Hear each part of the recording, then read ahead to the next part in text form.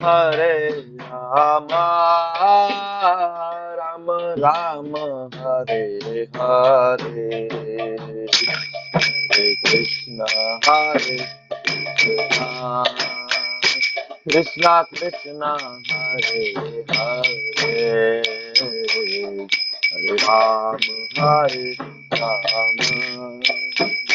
राम राम राम हरे हरे जय जय राधा रमण हरि बोल जय जय राधा रमण हरि बोल जय जय राधा रमण हरि बोल जय जय राधा हरि बोल जय जय राधा रमण हरि बोल जय जय राधा रमण हरि बोल जय जय राधा रमण हरि बोल जय जय राधा रमण हरि बोल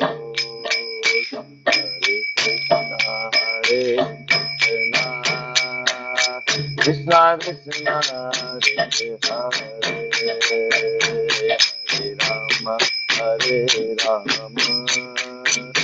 राम राम राम हरे हरे जय राधा गोविंद राधा गोविंद राधे जय गौरनिताय गौरनिताय गौरनिताय जय गौर जय जय प्रभुपाद प्रभुपाद प्रभुपाद जय श्री प्रभुपाद निताय गौर हरि बोल हरि बोल हरि बोल हरि हरिनाम संकीर्तन की जय श्री प्रभुपाद की जय गुरु महाराज की जय निताय गौर प्रेमानंदे हरि हरि बोल થેન્ક યુ રુદ્ર પ્રભુ thank you Hare Krishna everyone ખૂબ ખૂબ ધન્યવાદ આપ સૌનો અને આપ સૌનું ખૂબ ખૂબ હૃદયપૂર્વકનું સ્વાગત છે ઇસ્કોન મેંગલુરુ શ્રી શ્રી રાધા ગોવિંદ મંદિર કુલાઈ તરફથી શ્રીમદ ભગવદ્ ગીતા લેવલ 2 એડવાન્સ ભગવદ્ ગીતા કોર્સમાં આપ સૌનું ખૂબ ખૂબ હૃદયપૂર્વકનું સ્વાગત છે મારો અવાજ તમને આવી રહ્યો છે એમ આઈ ઓડિબલ જી પ્રભુ હા પ્રભુજી. Thank you so much thank you હરે કૃષ્ણ દેવ્યાની માતાજી વેલકમ મીતા માતાજી રેખા માતાજી જલ્પા માતાજી સોનમ માતાજી આશા માતાજી પ્રિન્સી માતાજી વંદના માતાજી ભાવના માતાજી એન્ડ હર્ષા માતાજી લોપા માતાજી ગીતા માતાજી જાગૃતિ માતાજી એન્ડ જયેન્દ્ર પરમાર પ્રભુજી એન્ડ ધર્મેન્દ્ર દેસાઈ પ્રભુજી દીપ્તિ માતાજી અને ડોક્ટર ભદ્રેશ પ્રભુ યસ થેન્ક યુ એન્ડ હરે પરાગ કૃષ્ણ પ્રભુજી. વેલકમ બધાનું ખૂબ ખૂબ હૃદયપૂર્વકનું સ્વાગત છે તો આપણે 7મા અધ્યાયના વિભાગ બીજામાં આજે પ્રવેશ કરવાના છીએ પણ એની પહેલા આપણે ખૂબ હૃદયપૂર્વકની પ્રાર્થના કરી લઈએ શ્રી શ્રી રાધા કૃષ્ણના શ્રી ચરણોમાં ગુરુ મહારાજના ચરણોમાં શરૂઆત કરશું આપણે શ્રી શ્રી રાધા ગોવિંદ ભગવાન કી જય શ્રી પ્રભુપાદ કી જય ગુરુદેવ મહારાજ કી જય ઓમ અજ્ઞાન તિમિરાંધસ્ય ज्ञानाञ्जनशलाकया चक्षुरुन्मिलितं येन तस्मै श्रीगुरुवे नमः श्रीचैतन्यमनोभीष्टं स्थापितं येन भूतले स्वयं रूप कदा मह्यं ददाति स्वपदान्तिकम् वन्देऽहं श्रीगुरो श्रीयुतापदकमलं श्रीगुरुन् वैष्णवांश्च श्रीरूपं साग्रजातं सहगण रघुनाथान्वितं तं सजीवम् साद्वैतं सावधूतं परिजनसहितं कृष्णा चैतन्यदेवं श्रीराधा कृष्णपादान् सहगणललिता श्रीविशाखान्वितांश्च हे कृष्णा करुणा सिंधो दीनबंधो जगतपते गोपेश गोपिका कांत राधा कांत नमस्तुते तप्त कांचन गौरांगी श्री राधे वृंदावनेश्वरी वृषभानुसुते देवी प्रणमामि हरिप्रिये वाञ्छाकल्पतरुभ्यश्च कृपा सिन्धुभ्य एव च पतितानां पावनेभ्यो वैष्णवेभ्यो नमो नमः नमो विष्णुपादाय कृष्णापृष्ठाय भूतले श्रीमते भक्तिवेदान्त स्वामिनिति नामिने नमस्ते सारस्वते देवे गौरवाणी प्रचारिणे निर्विशेषा शून्यवादी पाश्चात्यादिशतारिणे जय श्री कृष्ण चैतन्य प्रभु नित्यानंद श्री अद्वैत गदाधर श्रीवास आदि गौर भक्त वृंद हरे હરે कृष्ण કૃષ્ણ હરે कृष्णा કૃષ્ણ कृष्ण કૃષ્ણ हरे हरे હરે हरे હરે हे हरे राम राम राम हरे राम હરે राम રામ हरे રામ हरे હરે हरे હરે हरे હરે कृष्ण प्रभु जी। કૃષ્ણ हरे कृष्ण કૃષ્ણ एवरीवन कृष्ण हरे कृष्णा हरे कृष्ण हरे हरे कृष्ण कृष्ण आप सबનું ખૂબ ખૂબ प्रभु जी હૃદયપૂર્વક धन्यवाद। નું हरे સ્વાગત છે कृष्ण યસ प्रभु जी હરે હરે કૃષ્ણ પ્રભુ કૃષ્ણ વેલુબા પ્રભુ યશોદરા માતાજી हरे कृष्णा प्रभु હર્ષા हरे માતાજી कृष्ण प्रभु जी। અશ્વિન ગોહિલ પ્રભુજી વેલકમ કાજલ માતાજી વંદના માતાજી દેન ટ્વિંકલ માતાજી વેલકમ कृष्ण લોપા प्रभु जी। માતાજી હરે કૃષ્ણ ખૂબ ખૂબ સ્વાગત છે આપ સૌનું हरे कृष्ण प्रभु ખ્યાતિ जी दंडवत માતાજી प्रणाम। ધનુષ પ્રણામ ખ્યાતિ માતાજી વંદના માતાજી ભાવના માતાજી हरे कृष्ण હિનાબેન ત્રિવેદી માતાજી વેલકમ વેલકમ कृष्ण प्रभु जी। પૂર્વી માતાજી નીલુ માતાજી મિત્તલ ખોખર માતાજી વેલકમ વેલકમ જે લોકોના વિડીયો દેખાય છે મયુરી શાહ માતાજી વેલકમ ચાલો તો ગઈકાલનું થોડું રિવિઝન આપણે કરી લઈએ મીનાક્ષી માતાજી હિરલ પાઠક માતાજી એન્ડ ઘણા બધા વિડીયો છે ઓકે ઓકે ચાલો આગળ વધીએ આપણે ગઈકાલના રિવિઝન તરફ આગળ વધીએ તમે હેન્ડ રેઝ કરો કે ગઈકાલ તમે શું શીખ્યા ને શું થોડું ઘણું કંઈક સમજાણું હોય તો હં? મયુરી માતાજીથી શરૂઆત કરી મયુરી માતાજી પ્લીઝ हाँ, जय श्री कृष्ण। જય શ્રી કૃષ્ણ માતાજી બોલો બોલો પરંપરાથી આવેલું અ, વક્તા જોડેથી ભાગવતજી સાંભળવું। બરાબર પરફેક્ટ ચાલો એક મુદ્દો આપ્યો છે માતાજી પરંપરામાંથી જ્ઞાન પ્રાપ્ત થશે હા યસ સોનમ માતાજી બીજો મુદ્દો ઓકે।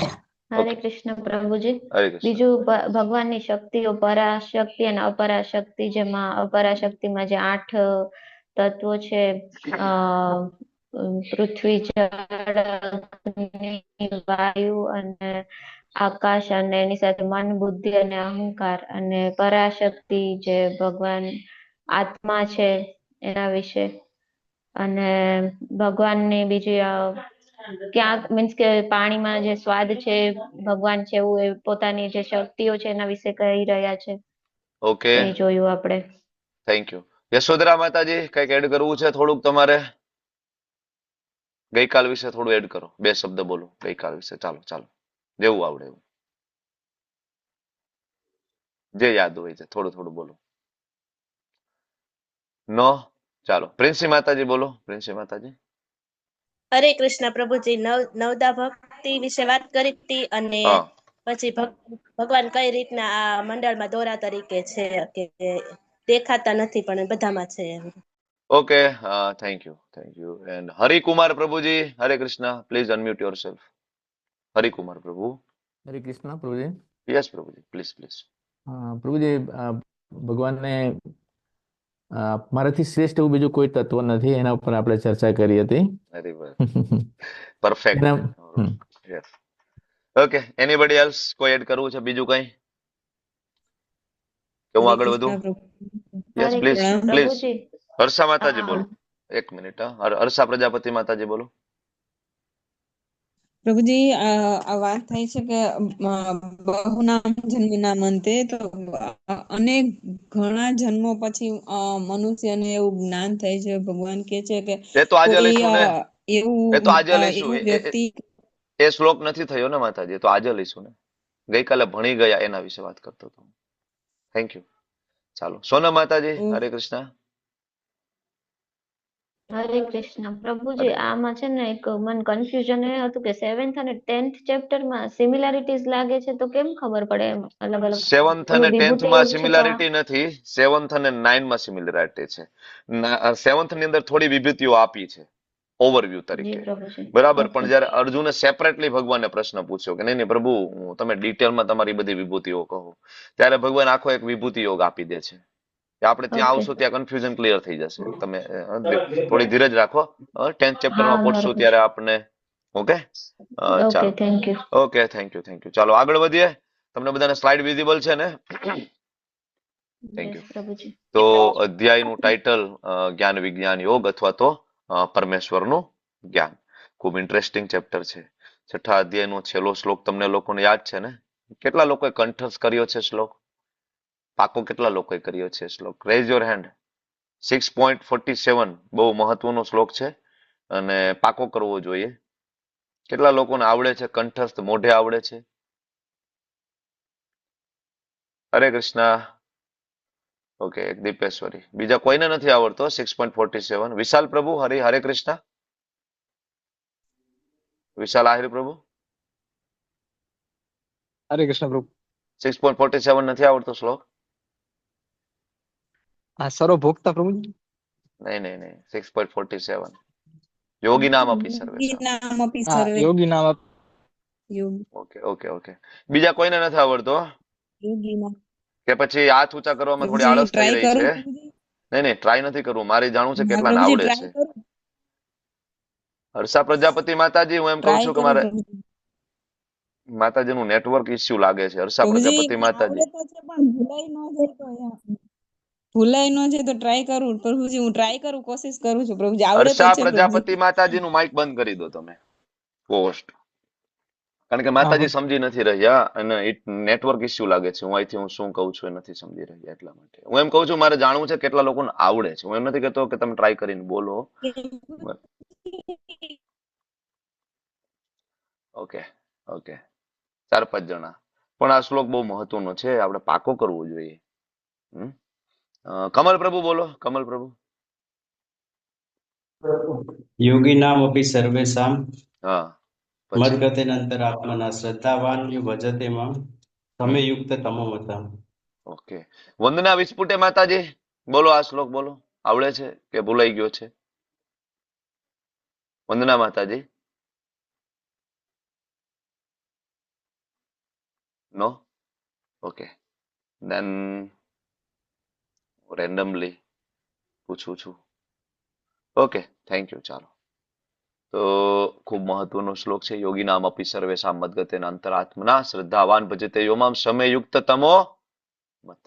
ઉત્તમ યોગી કોણ? એ પ્રશ્નનો જવાબ હતો એ કે ભાઈ ઉત્તમ યોગી કોણ? તો ભગવાન કહે છે જે હૃદયમાં સતત મારું ચિંતન કરે ને એ, જે શ્રદ્ધાપૂર્વક મારી ભક્તિ કરે ને એ, એની વાત છે.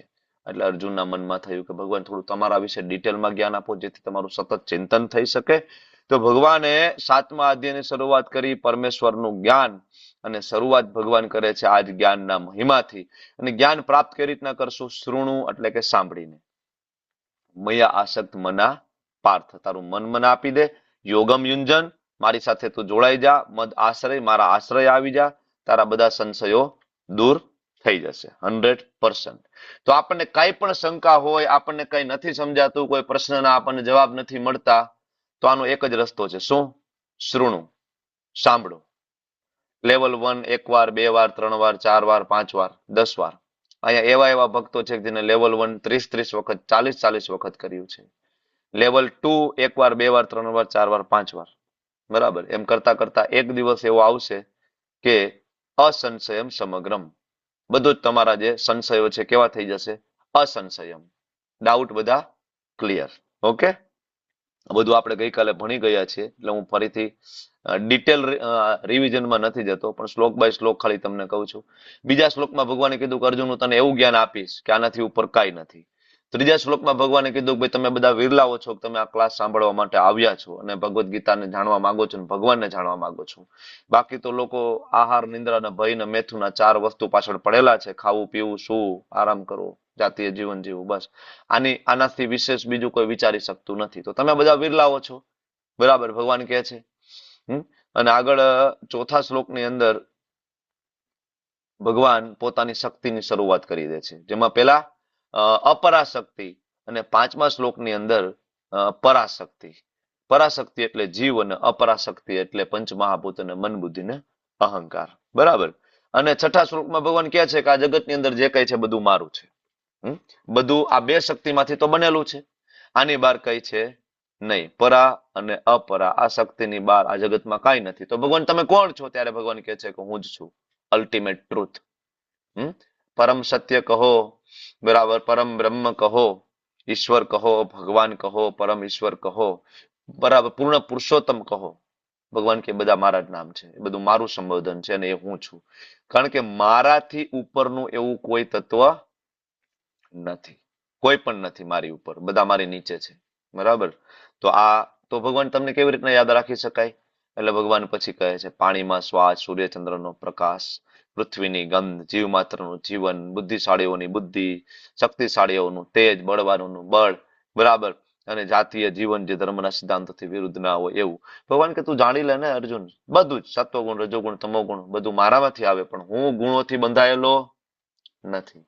આ શ્લોક ઉપરથી આપણે ગઈકાલે ભણ્યા હતા કે ભગવાનને કોઈ કર્મના બંધન હોતા નથી. કારણ કે કર્મના બંધનો, પાપ અને પુણ્ય ભોગવવાનું, પ્રારબ્ધ થી લઈને શ્રાપ, વરદાન થી લઈને બધું, એ બધું કાર્યક્ષેત્ર છે 3 ગુણી માયાનું. ત્રિગુણી માયાને કહેવાય, ત્રિગુણી માયા. બરાબર, આ એનું કાર્યક્ષેત્ર છે. પણ આ ત્રિગુણી માયા જે છે ને એ અંડરમાં આવે છે કોની? ભગવાનની. ભગવાનની. એટલા માટે એ નિયમો ભગવાન ઉપર લાગુ નથી કરતા, લાગુ પડતા નથી.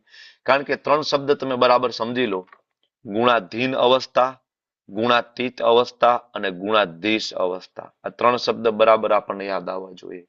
તો પેલો પ્રશ્ન હું પૂછું છું કે ગુણાધીન એટલે શું? ગુણાધીન એટલે શું અને એમાં કોણ હોય? ચાલો સોનમ માતાજી જવાબ આપશે. ગુણાધીન એટલે જે ગુણોને આધીન હોય, મીન્સ કે જીવ, આપણે બધા. ઓકે. હવે બીજા પ્રશ્નનો જવાબ ગુણાતીત અવસ્થા. હિરલ પાઠક માતાજી જવાબ આપશે. ચાલો, ગુણાતીત અવસ્થા એટલે કેવી અવસ્થા ને એમાં કોણ હોય? હરે કૃષ્ણ પ્રભુજી, જે ગુણોથી પર થઈ ગયા છે એ ગુણાતીત છે, શુદ્ધ ભક્તો આવે એમાં. ઓકે, ભગવાનના શુદ્ધ ભક્તો. બીજું કોણ કોણ આવે એમાં? જોઈ માતાજી, ગુણાતીત અવસ્થામાં એક ભગવાનના શુદ્ધ ભક્તો આવે. બીજું કોણ કોણ આવે એની અંદર? સંતો આવે. કોણ? સંતો. તો સંતો એ ભક્તો જ ને. ભગવાન પોતે પણ.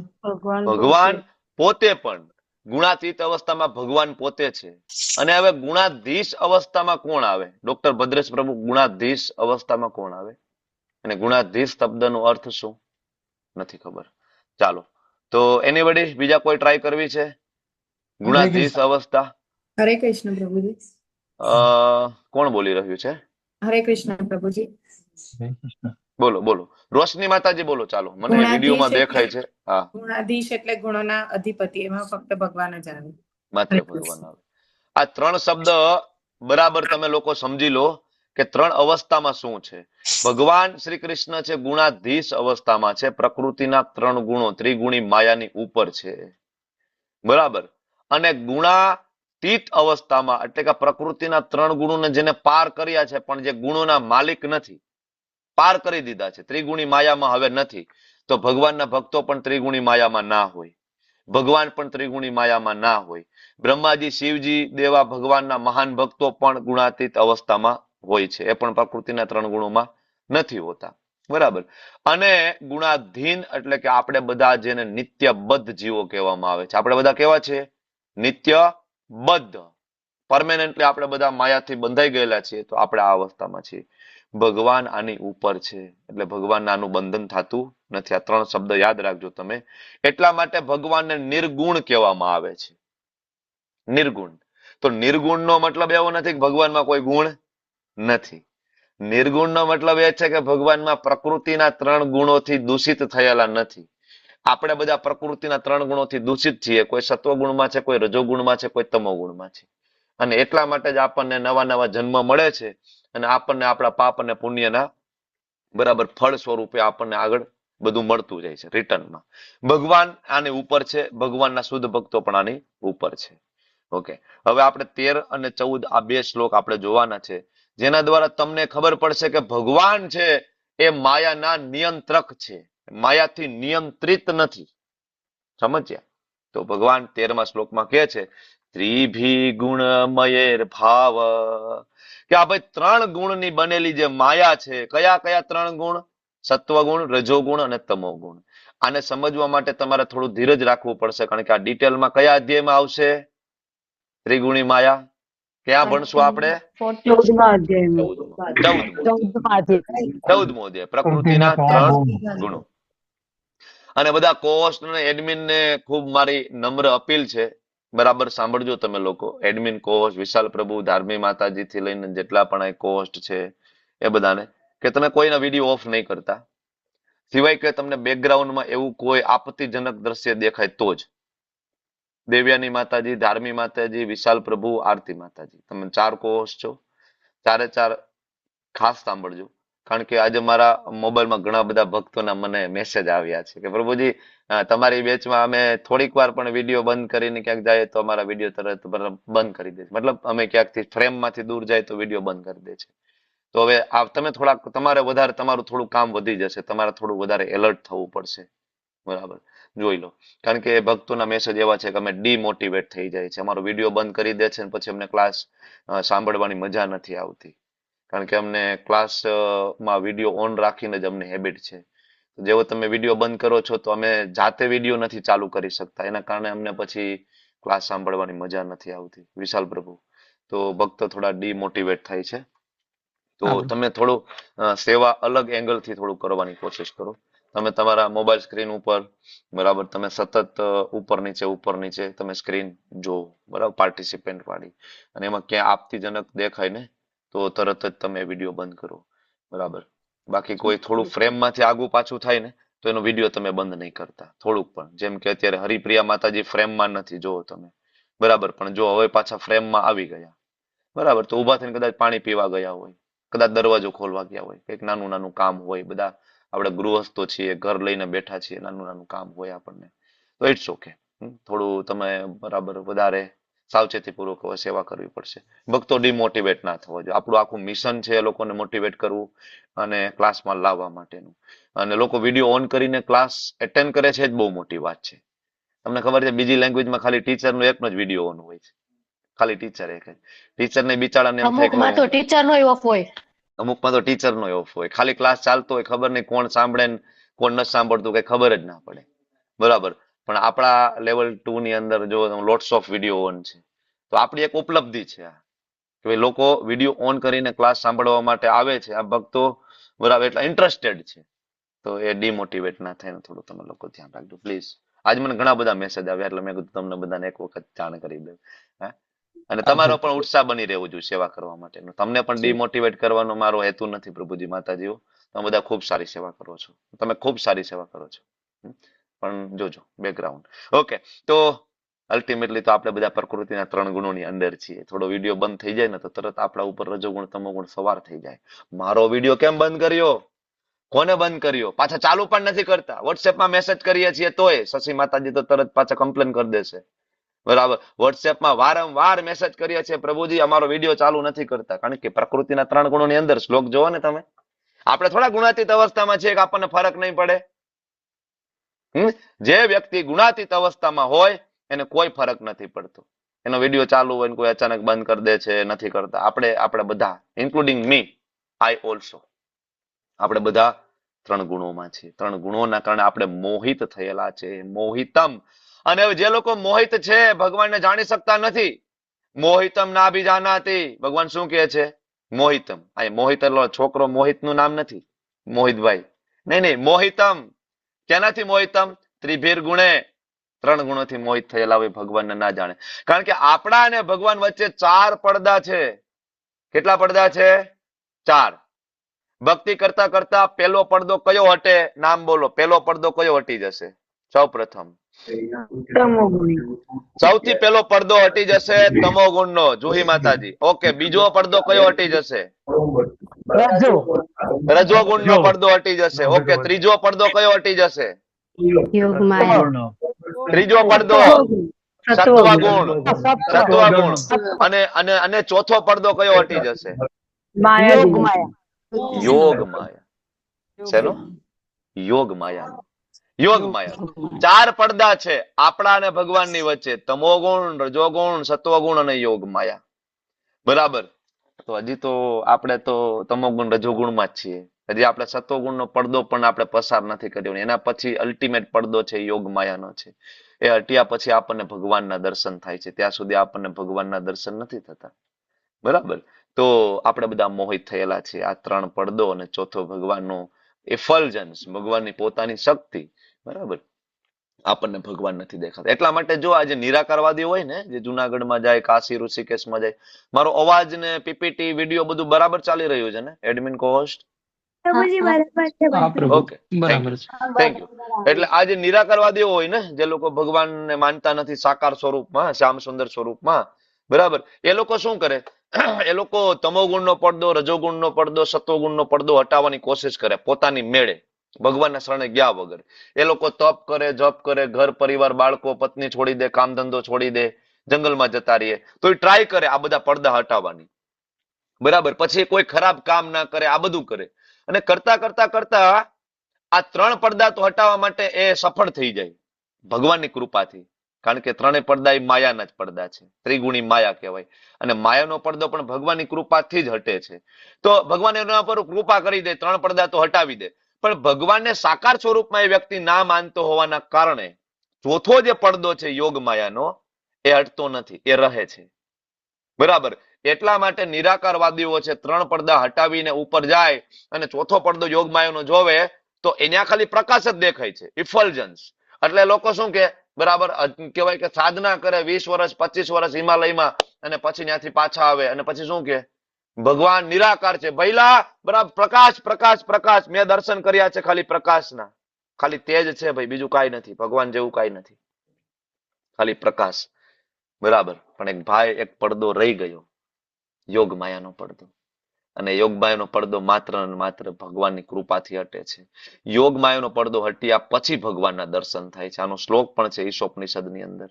ઈશોપનિષદની અંદર પ્રાર્થના કરે છે ભક્ત ભગવાનને કે હે ભગવાન, તમારું સુંદર મજાનું મુખનું દર્શન મારે કરવું છે, પણ તમે આ યોગ માયાનો પડદો હટાવી દો ને, તો હું દર્શન કરું ને. કારણ કે આ તેજ જ એટલું બધું છે તમારા બોડીમાંથી જે નીકળે છે, ઇફલ્જન્સ, કે એ બ્રહ્મ જ્યોતિ, બરાબર, એના કારણે હું નથી દર્શન કરી શકતો. બરાબર.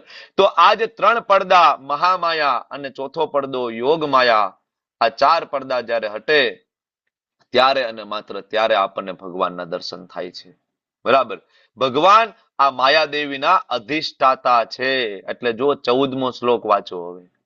કોઈ એમ કહે કે કૃષ્ણ છે માયામાં પડી જાય છે, માયાવાદીઓ હોય એનું આવું સ્ટેટમેન્ટ હોય. માયાવાદીઓ શું કહે કે ભગવાન જયારે રામ અને કૃષ્ણ તરીકે આવે ત્યારે ભગવાન પણ માયામાં પડી જાય. તમે જો ભગવાનનો જેલમાં જન્મ થયો, ભગવાનને પણ માતા પિતાથી વિરહ થયો, ભગવાન જેને પ્રેમ કરતા તે પાત્ર એમને મળ્યું નહીં અને છેલ્લે પારધીએ તીર માર્યું, ભાલકા તીર્થમાં ભગવાન તો મરી ગયા. ભગવાન અહીંયા આવે છે, ભગવાન પણ માયામાં પડી જાય છે. તો હવે પ્રશ્નનો એક જવાબ આપો કે ભગવાન અહીંયા આવીને માયામાં પડી જતા હોય તો માયા મોટી કે ભગવાન મોટા? આ પ્રશ્નનો જવાબ માયાવાદીઓ પાસે નથી. એટલે વૈષ્ણવો સાથે જ્યારે એમનો શાસ્ત્રાર્થ થાય છે માયાવાદીઓનો, નિરાકારવાદીઓનો, ત્યાં આ પ્રશ્નના જવાબથી એ લોકો પરાસ્ત થઈ જાય છે. કે તમે કહો છો કે પરમ ઈશ્વર જે છે એ નિરાકાર છે, પરમ સત્ય છે એ નિરાકાર છે, માત્ર પ્રકાશ પુંજ છે, અને તમે કહો છો કે એ જ પરમ ઈશ્વર પરમાત્મા એ રામ અને કૃષ્ણ સ્વરૂપે અહીંયા આવે છે પણ એ માયામાં પડી જાય છે. તો જવાબ આપો કે માયા મોટી કે પરમાત્મા ભગવાન શ્રી કૃષ્ણ મોટા?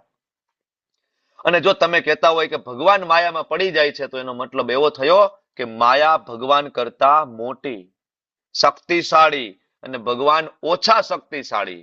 તો ઓછા શક્તિશાળી હોય એ ભગવાન હોય કે વધારે શક્તિશાળી હોય એ ભગવાન હોય. બરાબર ને? સિમ્પલ સમજી શકીએ. તો માયા મોટી થઈ ગઈ તો પછી ભગવાનની શું કામ ભક્તિ કરીએ? માયાની ભક્તિ કરીએ. એટલે ભગવાન જો આ શ્લોકમાં ક્લિયર કટ સ્ટેટમેન્ટ આપે છે. શું આપે છે? દેવીએ સામ ગુણમયી મમ માયા દુરત્યયા મામે વયે પ્રપદ્યંતે માયા મે તામ તરંતિ તે. આ શ્લોક દીવા જેવો શ્લોક છે. બરાબર. દેવી એ સામ ગુણમયી કે પ્રકૃતિના 3 ગુણોની બનેલી દેવી મારી માયા. મમ એટલે મારી માયા છે. કોની માયા છે? મમ એટલે કોની? મમ એટલે મારી. મમ નો શબ્દ અર્થનો શું થાય? શબ્દનો અર્થ મારી. મારી એટલે અહીં કોણ બોલે છે? ભગવાન કોણ? કયા ભગવાન? કૃષ્ણ ભગવાન પ્રભુ.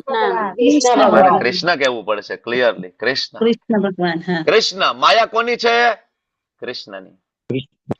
કૃષ્ણની. જો આખી ભગવદ ગીતામાં વારંવાર તો કૃષ્ણ અર્જુન એવું નહીં કે ને, હે અર્જુન હું કૃષ્ણ બોલું છું, હે અર્જુન હું કૃષ્ણ બોલું છું. અર્જુન આ દેવી માયા એ કૃષ્ણ એ હું એ મારી છે આવી રીતના વાત કરશે. હું તમારી સાથે આ ક્લાસમાં વાત કરું છું તો અહીંયા હું તમને વારંવાર કહું છું કે હું જીતેન્દ્ર ગોપેશ બોલું છું, હું જીતેન્દ્ર ગોપેશ બોલું છું. મારે વારંવાર મારો પરિચય મારા નામ જોગ આપવાની જરૂર છે નથી. પહેલા દિવસે મેં તમને મારો પરિચય આપી દીધો, મારું નામ જીતેન્દ્ર ગોપેશ દાસ, મારું આ પ્રોફેશન. બરાબર, પહેલા દિવસે. પછી મેં તમને પરિચય આપ્યો નથી, છતાં પણ તમને ખબર છે કે આ બોલે છે પ્રભુજીનું નામ જીતેન્દ્ર ગોપેશ દાસ છે. તો એમ ભગવદ ગીતામાં ભગવાનને કઈ દરેક શ્લોકમાં આવીને કેવું ના પડે કે અર્જુન સાંભળ હું કૃષ્ણ છું, અર્જુન સાંભળ હું કૃષ્ણ છું, હું ભગવાન છું, હું કૃષ્ણ, આ કૃષ્ણનું આ બધું મારું છે. નહીં, અહીંયા મમ શબ્દ આવે તો ખબર પડી જવી જોઈએ કે આ કૃષ્ણ બોલે છે ને કૃષ્ણનું છે. શ્રી ભગવાન ઉવાચ મમ માયા. કોની માયા છે? કૃષ્ણની. ફરીથી પૂછું છું, કોની માયા છે? કૃષ્ણ ભગવાનની. કૃષ્ણની માયા કૃષ્ણની છે.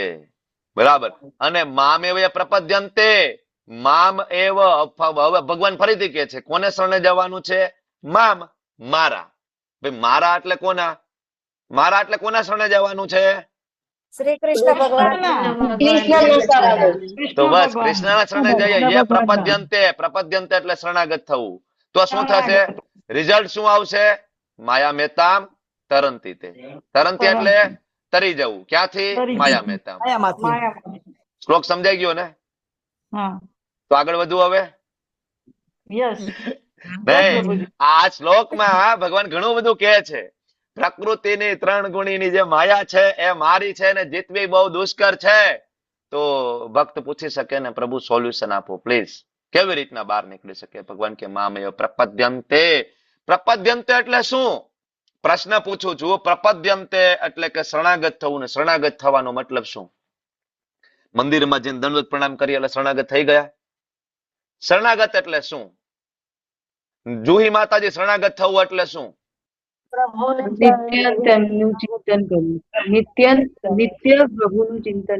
ચિંતન કરવું. ઓકે, હજી વધારે સારો શબ્દ મારે. શરણાગત થવું એટલે શું? રિદ્ધિ માતાજી શરણાગત થવું એટલે શું?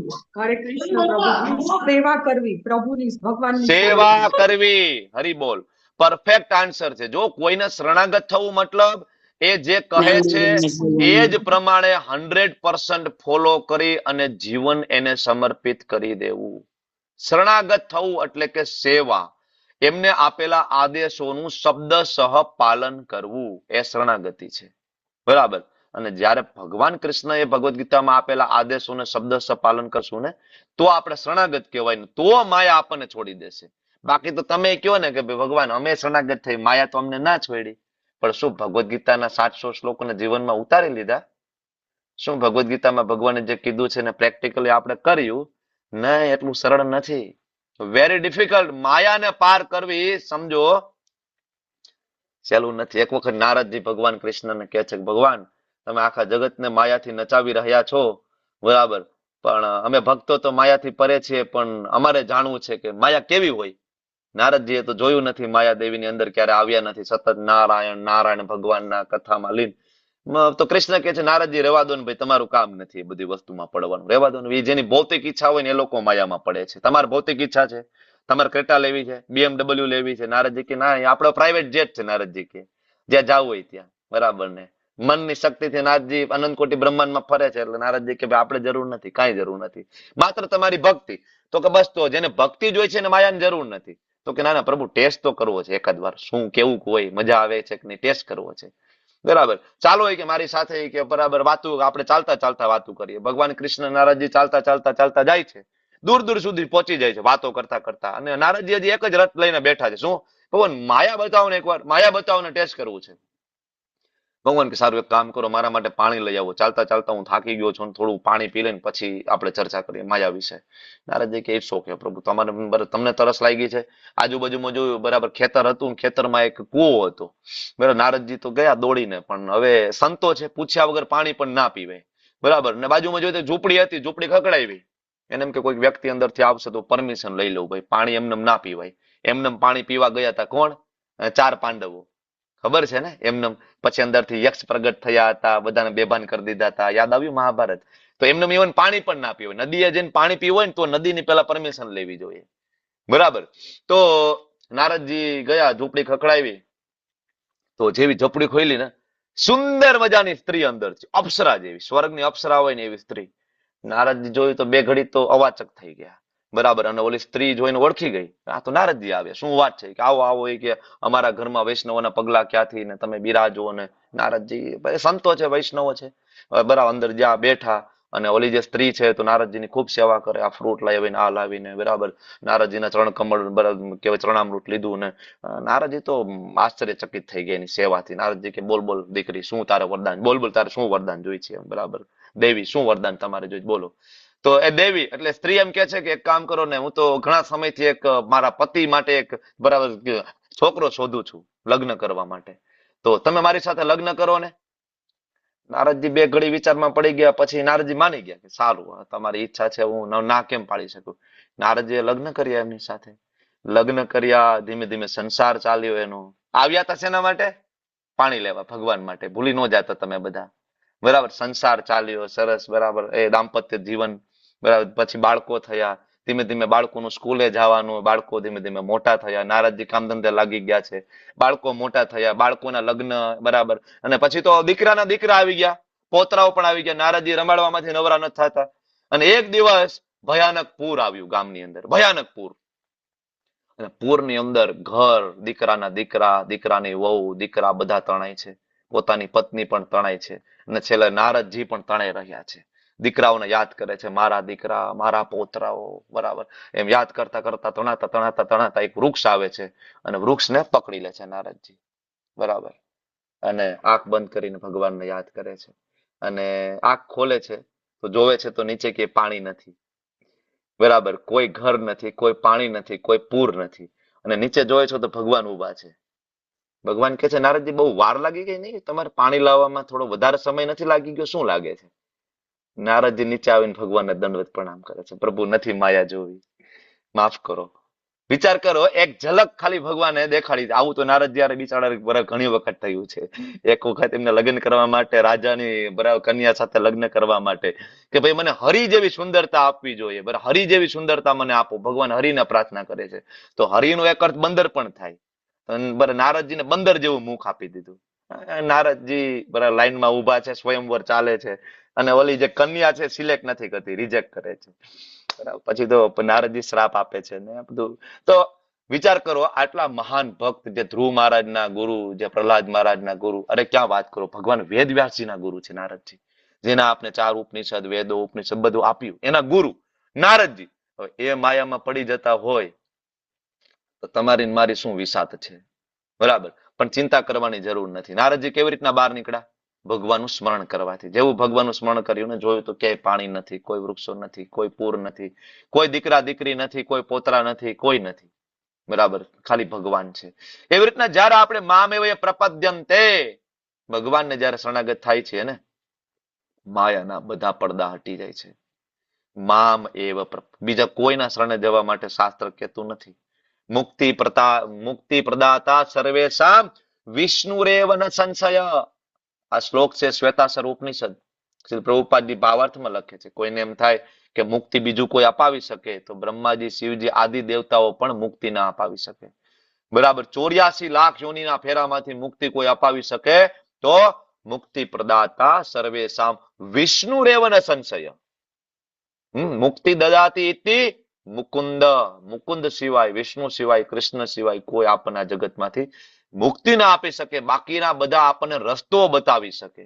શિવજી પાસે જાઓ, શિવજીની ખૂબ ભક્તિ કરો તો શિવજી આપણને રસ્તો બતાવે કે હા તમે હરિની માળા કરો, તમે રામની માળા કરો, તમે વિષ્ણુના શરણે જાઓ. બ્રહ્માજીના શરણે જાઓ તો બ્રહ્માજી કે ગોવિંદમ આદિ પુરુષમ, તમે ગોવિંદના શરણે જાઓ. માતાજીના શરણે જાઓ તો અલ્ટિમેટલી જો માતાજીની પણ જે લોકો નિષ્કામ ભાવે ભક્તિ કરે ને તો માતાજી પણ રસ્તો બતાવી દે કે દીકરા બરાબર તું ભગવાન પાસે જા, કૃષ્ણ પાસે જા. બરાબર, ઘણા બધા આવા એક્ઝામ્પલ છે. લોર્ડ્સ ઓફ જળ ભરતનું એક્ઝામ્પલ જોવો ને તમે. જળ ભરત બરાબર એક્ઝામ્પલ, બરાબર બીજા જન્મની અંદર છેલ્લે બરાબર ઓલા બધા આવ્યા ડાકુઓને પકડી ગયા માતા કાલીને બલી માટે, તો કાલી બરાબર તરત પ્રગટ થઈ ગયા હતા ને. તો કાલીએ શું કહ્યું હતું ત્યારે? કે ભાઈ હું તો શિવજીની પત્ની છું અને કોઈ વૈષ્ણવો હેરાન થાય હું બિલકુલ ના જોઈ શકું. તો ઇવન દેવી પણ ઈચ્છે છે કે આપણે વૈષ્ણવ બનીએ. આપણા કુળદેવી પણ હંમેશા આપણે એવી ઈચ્છા રાખતા હોય કે આપણે બધા વૈષ્ણવ બની જઈએ, આપણે ભગવાન કૃષ્ણના ભક્ત બની જઈએ. એટલા માટે જે કૃષ્ણનો ભક્ત હોય ને એ સાચો કુળદેવીનો ભક્ત પણ હોય, એ શિવજીનો પણ ભક્ત હોય, એ બધાને એટલું માન સન્માન આપતો હોય એવું નહીં કે, પણ એ વાસ્તવિકતા જાણતો હોય છે ને. બરાબર, તો આટલું આપણે સમજાવીએ છીએ તો શું બધા ભગવાનના શરણે આવી જશે? બરાબર, આવી જશે? તો ભગવાન કે ના ના, તમે ગમે એટલા ક્લાસ લઈ લો, ગમે તે કરો, પણ એવા 4 નમૂનાઓ છે નંગ જે મારા શરણે આવતા નથી. તો આવા 4 નમૂના કયા? ભગવાન કે છે નમામ દુષ્કૃતિનો મૂઢા. મૂઢા એટલે મૂર્ખ. શ્રી પ્રભુપાદજીની ભાષામાં કહીએ તો રાસ્કલ. તો એવા રાસ્કલ જે છે ભગવાનના શરણે નથી જતા. તમે એને કહો ભગવદ ગીતાના ક્લાસમાં આવો, લેવલ 1, 2 બધું ફ્રી છે. સમય જ નથી હો ભાઈ, બહુ બિઝી છીએ અમે તો. અચ્છા તો ડાયરામાં ચાલો, ડાયરો છે કીર્તિદાનભાઈ ગઢવીનો, માયાભાઈ આહિરનો. ક્યારે છે? ક્યાં છે? આઈપીએલ ની ટિકિટ પડી છે ફ્રીમાં, લાવો લાવો. બધા ટાઈમ નીકળશે. શેર બજાર માટે ટાઈમ મળશે, તારક મહેતા માટે ટાઈમ મળશે, સાસ બહુની સિરિયલ માટે સમય મળશે. બરાબર, પણ એને કહેશો કે ભગવદ ગીતા આવો સાંભળવા, શીખવા, તમારું જીવન પરિવર્તન થઈ જશે. ભગવદ ગીતા સાંભળીને જીવન પરિવર્તન થઈ જશે. મારી પાસે સમય નથી, બહુ બિઝી છીએ. આને કહેવાય મૂઢા. એને એવું લાગે કે આ જગતનો સંપૂર્ણ ભાર એને ઉપાડેલો છે, એટલે શ્રીલ પ્રભુપાદજી એને ગધેડા તરીકે સરખાવ્યો છે. ગધેડો. ગધેડાને એવું લાગે કે આખા જગતનો બધો ભાર મારા ઉપર છે. ગધેડાને એવું લાગે કે હું કામ કરું એટલે ધોબી મને મુઠ્ઠી ઘાસ આપે છે સાંજે. હવે ગધેડાને ખબર નથી કે ધોબીને છોડીને જંગલમાં વયો જાય ને ઘાસ ઈ ઘાસ છે. બરાબર, ક્યાંય નોકરી કરવાની જરૂર નથી. તમને મને એમ થાય છે કે આપણે આ બધું ખૂબ કામ કરીએ એટલા સંસાર ચાલી રહ્યો છે. આપણને ખબર નથી કે આપણા પ્રારબ્ધથી વધારે ને પ્રારબ્ધથી ઓછું ક્યારે આપણને મળતું નથી. બધું વેલ પ્લાન છે. પ્રારબ્ધમાં જેટલું હશે એટલું જ મળવાનું છે. જો મહેનત કરવાથી, તન તોડ મહેનત કરવાથી પૈસા મળતા હોય તો પછી ઓલા ગોધરાથી ઓલા મજૂર આવે છે ગોધરિયાઓ, એ વધારે રૂપિયા વાળા હોવા જોઈએ ને તમારા મારા કરતા. તો શું કયો છો? બરાબર ને? વધારે રૂપિયા વાળા હોવા જોઈએ. તો બહુ મહેનત કરે બિચારા, તીકમ લઈને પાવડા લઈને રોડ ખોદતા હોય. નહીં, પ્રારબ્ધથી વધારે મળતું નથી, ગમે એમ મહેનત કરી લો તમે. હવે એનો મતલબ એવો નથી કે મહેનત નથી કરવાની. ઘરના બધા કરતા હોય મજૂરી. હા, મહેનત કરવાની. હા, ઘરના બધા કરતા હોય પાછા. મહેનત કરવાની છે, પણ ભગવાનને સેન્ટરમાં રાખીને મહેનત કરવાની છે, સ્વતંત્ર નહીં. બરાબર, તો આને સ્વતંત્ર જે મહેનત કરે છે એને કહેવાય ગધેડો. બરાબર, પ્રારબ્ધ એટલે પૂર્વજન્મમાં આપણે જે કઈ કર્મ કર્યા અને એનું જે કઈ ફળ સ્વરૂપે જે મળવાનું હોય ને માતાજી, મળે મળે ને મળે. એટલે જો ઘણા બધા ચાયું વેચતા વેચતા ડોલી ચાય વાળા બની જાય. એવું આપણે વિચાર્યું હતું કોઈ એક રોડ ઉપર એ વ્યક્તિ ચા વેચતો હોય કેટલો લઈને, અને એમાં પાછો ચા આમ કરીને પાછો જીભ અડાડતો હોય. આવી ગંધારી ચા, ગટરની ચા. એવું નહીં કે હાઈફાઈ ને સારી ચા વેચ, ગટરની ચા વેચતો એ વ્યક્તિ સેલિબ્રિટી બની ગયો. How it is possible? વિચાર્યું તમે કે આવું ચમત્કાર કેવી રીતના થઈ ગયો? બીકોઝ ઓફ હિઝ પ્રારબ્ધ. પૂર્વજન્મમાં એ વ્યક્તિ એવા પુણ્ય કર્મ કર્યા હોય અને પુણ્ય કર્મના બળે એ વ્યક્તિ છે બરાબર એક પોઝિશન ઉપર ટકી રહે. જ્યારે એના પુણ્ય કર્મ પૂરા થશે એ પોઝિશન ઉપરથી ધડામ દઈને પડી જશે, પછી કોઈ પૂછતે નહીં. એવા કેટલાય સેલિબ્રિટી બરાબર થોડોક ટાઈમ માટે થયા પડીને ગુમનામ થઈ ગયા ને પાછા. ધીસ ઇઝ પ્રારબ્ધ. બરાબર. તો ઘણા બધા લોકો હોય, જો અત્યારે ઘણા બધા એવા સેલિબ્રિટીઝ છે મોટા મોટા, ખૂબ રૂપિયા પૈસા મળ્યા, ખૂબ નામના મળી, બિલ ક્લિન્ટન, બિલ ગેટ્સ, બરાબર, અને અત્યારે સૌથી વધારે બદનામ થયા આખા જગતની અંદર, કારણ કે પુણ્યકર્મ પૂરા થયા. બરાબર. જેવા પુણ્યકર્મ પૂરા થયા આખા જગતની અંદર સૌથી વધારે બદનામ થયા. બરાબર. સ્ટીફન હોકિંગ્સ, બરાબર, જેને સાયન્ટિસ્ટો પણ ભગવાન માનતા હતા, સ્ટીફન હોકિંગ્સ. ખબર છે ને તમને અત્યારે શું ચાલી રહ્યું છે સંસારની અંદર, કે નથી ખબર? નહીં. આ બધા બિલ ગેટ્સ થી લઈને મોટા મોટા જેટલા પણ રૂપિયા વાળા, bill Clinton, bill glam, Donald Trump, આ બધાની એવી એવી ફાઇલો ખુલી છે કે જેની ચર્ચા પણ અહીં ના થઈ શકે. સંપૂર્ણ બદનામી આખા સંસારની અંદર આ મોટા મોટા લોકોની બદનામી છે અત્યારે. લોકો એના મુખ ઉપર થૂકી રહ્યા છે. પછી ભલે સ્ટીફન હોકિંગ્સ હોય, થૂકી રહ્યા છે. પુણ્યકર્મ પૂરા થયા, ફિનિશ. તમે ભલે ને મોટા સાયન્ટિસ્ટ હોય. મૂઢા. બીજું, પ્રપદ્યંતે નરાધમા. નર, મનુષ્ય તરીકે જન્મ મળ્યો, સારો જન્મ મળ્યો, બરાબર, બ્રાહ્મણ કુટુંબમાં જન્મ મળ્યો, પણ ભક્તિ નથી કરતા. અટક તો ચતુર્વેદી છે, 4 વેદનો સાર નથી જાણતા. અટક ત્રિવેદી છે, 3 વેદનો સાર નથી જાણતા. અટક તો દ્વિવેદી છે, 2 વેદનો સાર નથી જાણતા. બરાબર. તો કોઈ મતલબ નથી. બ્રાહ્મણ કુટુંબમાં જન્મ થયો અને તમે બ્રહ્મને નથી જાણતા. બ્રાહ્મણની વ્યાખ્યા શું થાય? બ્રહ્મ જાનાતિ ઇતિ બ્રાહ્મણ. બ્રાહ્મણ કોને કહેવાય? જો બ્રાહ્મણ જન્મથી ના હોય, આ કન્સેપ્ટ ભગવદ્ ગીતામાં ક્યાંય નથી. ચાતુર્ણમ મયા સૃષ્ટમ ગુણ કર્મ વિભાગશ. જાતિ જન્મ વિભાગશ એવો શબ્દ નથી. આખા શાસ્ત્ર ઉપાડી લો, ક્યાંય નથી.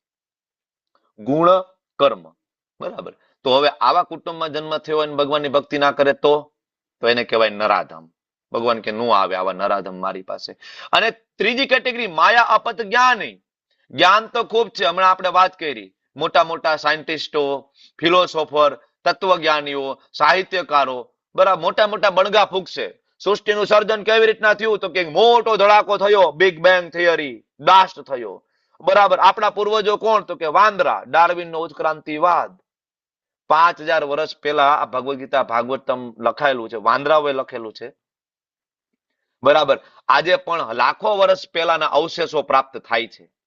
બરાબર. આજે તમે અજંતા ઇલોરાની ગુફાની અંદર જાઓ, અલગ અલગ ગુફાઓમાં જે અવશેષો પ્રાપ્ત થાય છે એ બધા લાખો વર્ષ પુરાણા અવશેષો પ્રાપ્ત થાય છે. વાંદરાએ બનાવેલા છે બધા અવશેષો. બરાબર. શાસ્ત્ર બહુ ક્લિયરલી કહે છે આપણે બધા ઋષિ મુનિઓની સંતાન છીએ. તો આને તમે કહેવા જાવ તો માનશે નહીં, કારણ કે એનું જ્ઞાન માયા દ્વારા હરાઈ ગયું છે. બરાબર. વિજ્ઞાનની અંદર સૌથી મોટા વૈજ્ઞાનિકોમાં નામ આવે સ્ટીફન હોકિંગ્સ. એને પૂછો ભગવાન કોણ? આઈ એમ નાસ્તિક. બરાબર. God does not exist. ભગવાન જેવું કઈ હોતું નથી. આ બ્રહ્માંડની રચનામાં ખાલી એક ગુરુત્વાકર્ષણ બળ હોય, બ્રહ્માંડ એની મેળે મેળે બની જાય. ખબર છે તમને? એની એક થિયરી છે. સ્ટીફન હોકિંગ્સ એવું કહે છે કે આ બ્રહ્માંડ જે છે એ ખાલી ગુરુત્વાકર્ષણ બળ અને થોડાક તત્વો હોય, બ્રહ્માંડ એની મેળે બની જાય. પણ એ કાકાને પૂછવા જાવ કે ગુરુત્વાકર્ષણ બળ કોણ લઈ આવ્યું? તમારા પિતાજી. કોણ લઈ આવ્યું? ગુરુત્વાકર્ષણ બળ ક્યાંથી લઈ આવ્યું? કોને? ન્યૂટનને શોધ કરી છે ગુરુત્વાકર્ષણ બળની. ન્યૂટનનો જન્મ થયો એની પેલા ગુરુત્વાકર્ષણ બળ નહોતું. બરાબર. ઉપરથી સફરજન પડ્યું નીચે અને ન્યૂટનને જોયું કે ભાઈ આ તો ગુરુત્વાકર્ષણ બળનો નિયમ છે. અચ્છા, તો એની પેલા સફરજન નાખતા તો હવામાં ઉડી જતું હતું ન્યૂટન પેલા. સફરજન તેદી નીચે જ પડી જતું હતું. જે લોકો ભૌતિક વિજ્ઞાન ભણ્યા હશે, થોડુંક અમારો શબ્દ સમજી શકતા હશો તમે લોકો, સાયન્સ. બરાબર. કે ભાઈ એની પેલા ગુરુત્વાકર્ષણ બળ નહોતું તો કોણ લઈ આવ્યું? આપણે ગુરુત્વાકર્ષણ બળની શોધ નથી કરી, આપણે ગુરુત્વાકર્ષણ બળને જાણ્યા છે એ દિવસે. એની પેલા એક્ઝિસ્ટ કરતું હતું. બરાબર. એક્ઝિસ્ટ કરતું હતું બધી જ વસ્તુ. તો એ એક્ઝિસ્ટ કરતું હતું તો એના કોણ છે ભાઈ રચનાકાર? અહીંયા પેન્ટિંગ છે તો આનો કોઈ ચિત્રકાર તો હશે ને. બુદ્ધિશાળી વ્યક્તિ પેન્ટિંગ જોવે તો એને ખબર પડી જાય ને કે ભાઈ પેન્ટિંગ છે મતલબ આનો કોઈ પેન્ટર હોવો જોઈએ. તો આવડું મોટું બ્રહ્માંડ છે, અનંત કોટી બ્રહ્માંડો છે. Who is the painter? Who is the creator? તો કૃષ્ણ કહે છે ને હું છું. બરાબર. હરે કૃષ્ણ પ્રભુજી. યસ પ્રભુ. અંગ્રેજીમાં રિસર્ચ નામ છે ને, રિસર્ચ. રિસર્ચ ઓલરેડી સર્ચ કરેલું, ઓલરેડી સર્ચ કરેલું છે ભાઈ. તમે તો રિસર્ચ કરો છો. બરાબર. એવું નહીં તમે સર્ચ કર્યું છે, નહીં, રિસર્ચ સર્ચ કરેલું છે, ભગવાન દ્વારા આપેલું જ છે. તો ત્રીજી કેટેગરી, ચોથી આસુરમ ભાવમાં આશ્રિત આસુરી લોકો, જેનો જન્મ જ ભગવાનનો વિરોધ કરવામાં. Have you seen God? ભગવાન જોયા છે? Have you tested God? તમે ભગવાનનું ક્યારે ટેસ્ટ કર્યો છે? આંખથી જોયા છે? ભગવાન હોય તો સંસારમાં દુઃખ કેવી રીતે હોય? નાના નાના બાળકોના રેપ કેવી રીતના થાય? ભગવાન જેવું કાંઈ નથી. ભગવાન does not exist. God does not exist. તો આવા નાસ્તિકો, તો આવા 4 પ્રકારના લોકો છે, ક્યારે ભગવાનને શરણે જતા નથી. આને તમે ભગવદ્ ગીતાનું ગમે એટલું જ્ઞાન આપો તો ભગવાન પોતે કહે છે કે આ નહીં આવે. તમે ટ્રાય કરી જુઓ, આ નહીં આવે. આની પ્રકૃતિ આ ટાઈપની છે. તો આ 4 ભગવાનના શરણે આવતા નથી, એટલે આને કહેવાય દુષ્કૃતિ ન. કારણ કે એની પાસે સુકૃતિ નથી, એટલે એને કહેવાય દુષ્કૃતિ ન. સુકૃતિન હોય તો ભગવાનના શરણે આવે, નહીતર આવા લોકો ભગવાનના શરણે આવતા નથી. તો અચ્છા, ભગવાનના શરણે કોણ આવે? તો કે 4 પ્રકારના. ચતુર્વિધા ભજન્તે મામ. 4 પ્રકારના ચતુર્વિધા ભજન્તે મામ, મારું ભજન કરે છે. કોણ કોણ? બરાબર, કે જે સુકૃતિન છે. સુકૃતિન એટલે કે પુણ્યશાળી જીવાત્માઓ, બરાબર, જેની પાસે પુણ્યનું ભાથું છે. કેવા પુણ્ય? ભગવાનને પ્રાપ્ત કરવા માટેના પુણ્ય. તો આવા 4 છે: આર્તો, જિજ્ઞાસુ, અર્થાર્થી અને જ્ઞાની. 4. આર્તો, દુઃખ પડે તો ભગવાન યાદ આવે ને? આમ તો યાદ નથી આવતા. મને દુઃખ પડે ત્યારે હે દ્વારકા વાળા, થોડુંક દયા કરો બાપુ, થોડુંક હામું જો મારા વાલા, યાદ આવે ને? હારા હારાની બોલતી બંધ થઈ જાય. બરાબર, દુઃખ પડે તો ભગવાન યાદ આવે. બીજું અર્થાર્થી, રોકડા જોતા હોય ત્યારે ભગવાન યાદ આવે કે નહીં? ગરીબી હોય, રોકડા હોય ત્યારે ભગવાન તમે તો લક્ષ્મીપતિ છો, થોડા તમારા પત્નીને કહો, થોડુંક અમારી ત્રાસી નજરે જોઈ લે, બેડો પાર થઈ જાય અમારો. થોડુંક તો કયો તમારા પત્નીને, હે લક્ષ્મીપતિ, હે દ્વારકા વાળા. બધા તો કે છે માગો 2 ને આપે 12, આવું કઈક છે ને, માગો 10 ને 20 ને કઈક જેવું હોય. તમે સમજી ગયા છો, બુદ્ધિશાળી છો બધા. આપે 30. ઈ 30 આપે, એ તો 300 આપી શકે. બરાબર, આ તો આપણે કહેવત પાડી છે. ઓકે, તો હે દ્વારકા વાળા આપો, બધા તો કે છે. એટલે લોકો બધા પૂનમ ભરવા ઠેકડા મારતા હોય ને, બરાબર, જાતા હોય. પૂનમ ભરવા માટેનો મોટા ભાગનો ઉદ્દેશ છે ભક્તિ ઓછી અને માગવાનું જાજુ હોય છે મોટા ભાગે. કેટેગરી અર્થાર્થીની. અને ત્રીજી કેટેગરી છે જિજ્ઞાસુ, જાણવા માટે. આ ભગવાન સાકાર છે કે નિરાકાર? શાસ્ત્રોમાં 2 પ્રકારના શ્લોક આપ્યા છે. અને આ બધા હરે કૃષ્ણ વાળા કરે જ હું. જયારે હોય ત્યારે ભેગા થયા, હાથમાં ઓલું પ્લાસ્ટર નાખ્યું હોય, એમાં હાથ આમ ત્રાસો જ હોય, અને જયારે મળો ત્યારે હરે કૃષ્ણ કઈક મોઢામાં બળબડતા હોય, આમ મોઢું ફરફર થતું જ હોય. આ કરતા શું હોય છે? પ્લાસ્ટર નો હાથ લઈને આખો દી ફરતા હોય છે. હું જાણવા દે, એકવાર લેવલ 1 2 એકવાર કરવા દે તો આ બધા કરે. હું પૂછવા દે તો ભાઈ હરે કૃષ્ણ મહામંત્ર એક જ હું કામ કરવાનો, બીજા બધા મંત્ર હું કામ નહીં કરવાના? તો આવા 17 પ્રશ્નો લઈને આપણી પાસે આવે. 17 પ્રશ્નો લઈને. ભક્તિ શું છે ને વિધિ શું છે ને, બરાબર. અમે તો ઓલું પીકે મૂવી જોયું હતું, એમાં તો અમને એમ કીધું હતું, બરાબર, કે ગુરુના શરણે ના જવું જોઈએ, ડાયરેક્ટ ભગવાન સાથે કોન્ટેક્ટ કરવો જોઈએ. આ તો રોંગ નંબર છે. બરાબર, આવી કે મૂવીની ફિલોસોફી લઈને આપણી સામે પ્રગટ થઈ જાય.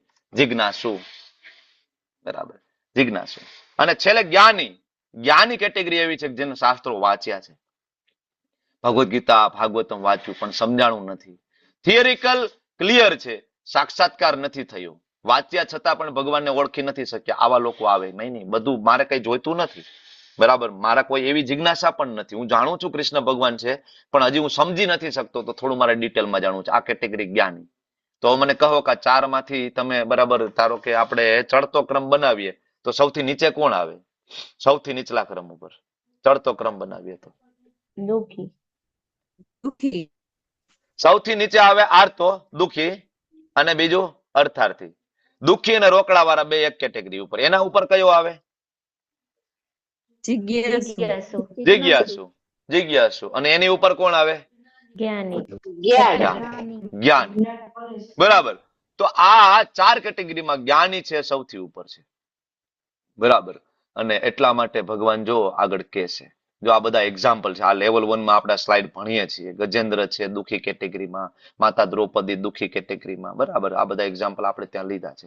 તો આ બધા જે છે ને 4 ઇવન આ 4 હજી શુદ્ધ ભક્ત નથી. કારણ કે માગવું એ ભક્તિ નથી, પણ છતાંય ભગવાને એને પુણ્યશાળી કીધા, સુકૃતિ. શું કામ? કારણ કે ભગવાન એવું કે છે કે વાંધો નહીં, માગે છે તો મારી પાસે માગે છે ને, બરાબર. નહીતર ભાઈ દુઃખ પડે ને તો લોકો ક્યાંય ને ક્યાંય ડાયવર્ટ થઈ જાય. દુઃખ પડે તો દોરા ધાગામાં પડી જાય, કબર ઉપર વયા જાય, મજારો ઉપર જતા રહે લોકો, બાબાઓ આગળ જતા રહી, જય કાલી કલકત્તે વાલી તેરા વચન ના જાય ખાલી, લાવ 1000 રૂપિયા, બરાબર, આલે તું લેતો જા ચોખા, રાખજે ઘરે જઈને તિજોરીમાં, બરાબર. લાખોપતિ થઈ જાય.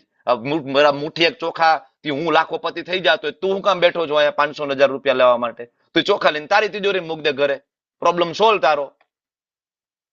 બરાબર ને? આ સમજવું જોઈએ ને. આવા લોકો કેટલાય ફરે છે ને બજારની અંદર કે મને 500 રૂપિયા આપો અને હું તમારું ભવિષ્ય જોઈ દઉં અને હું તમારું ભવિષ્ય બદલાવી નાખીશ.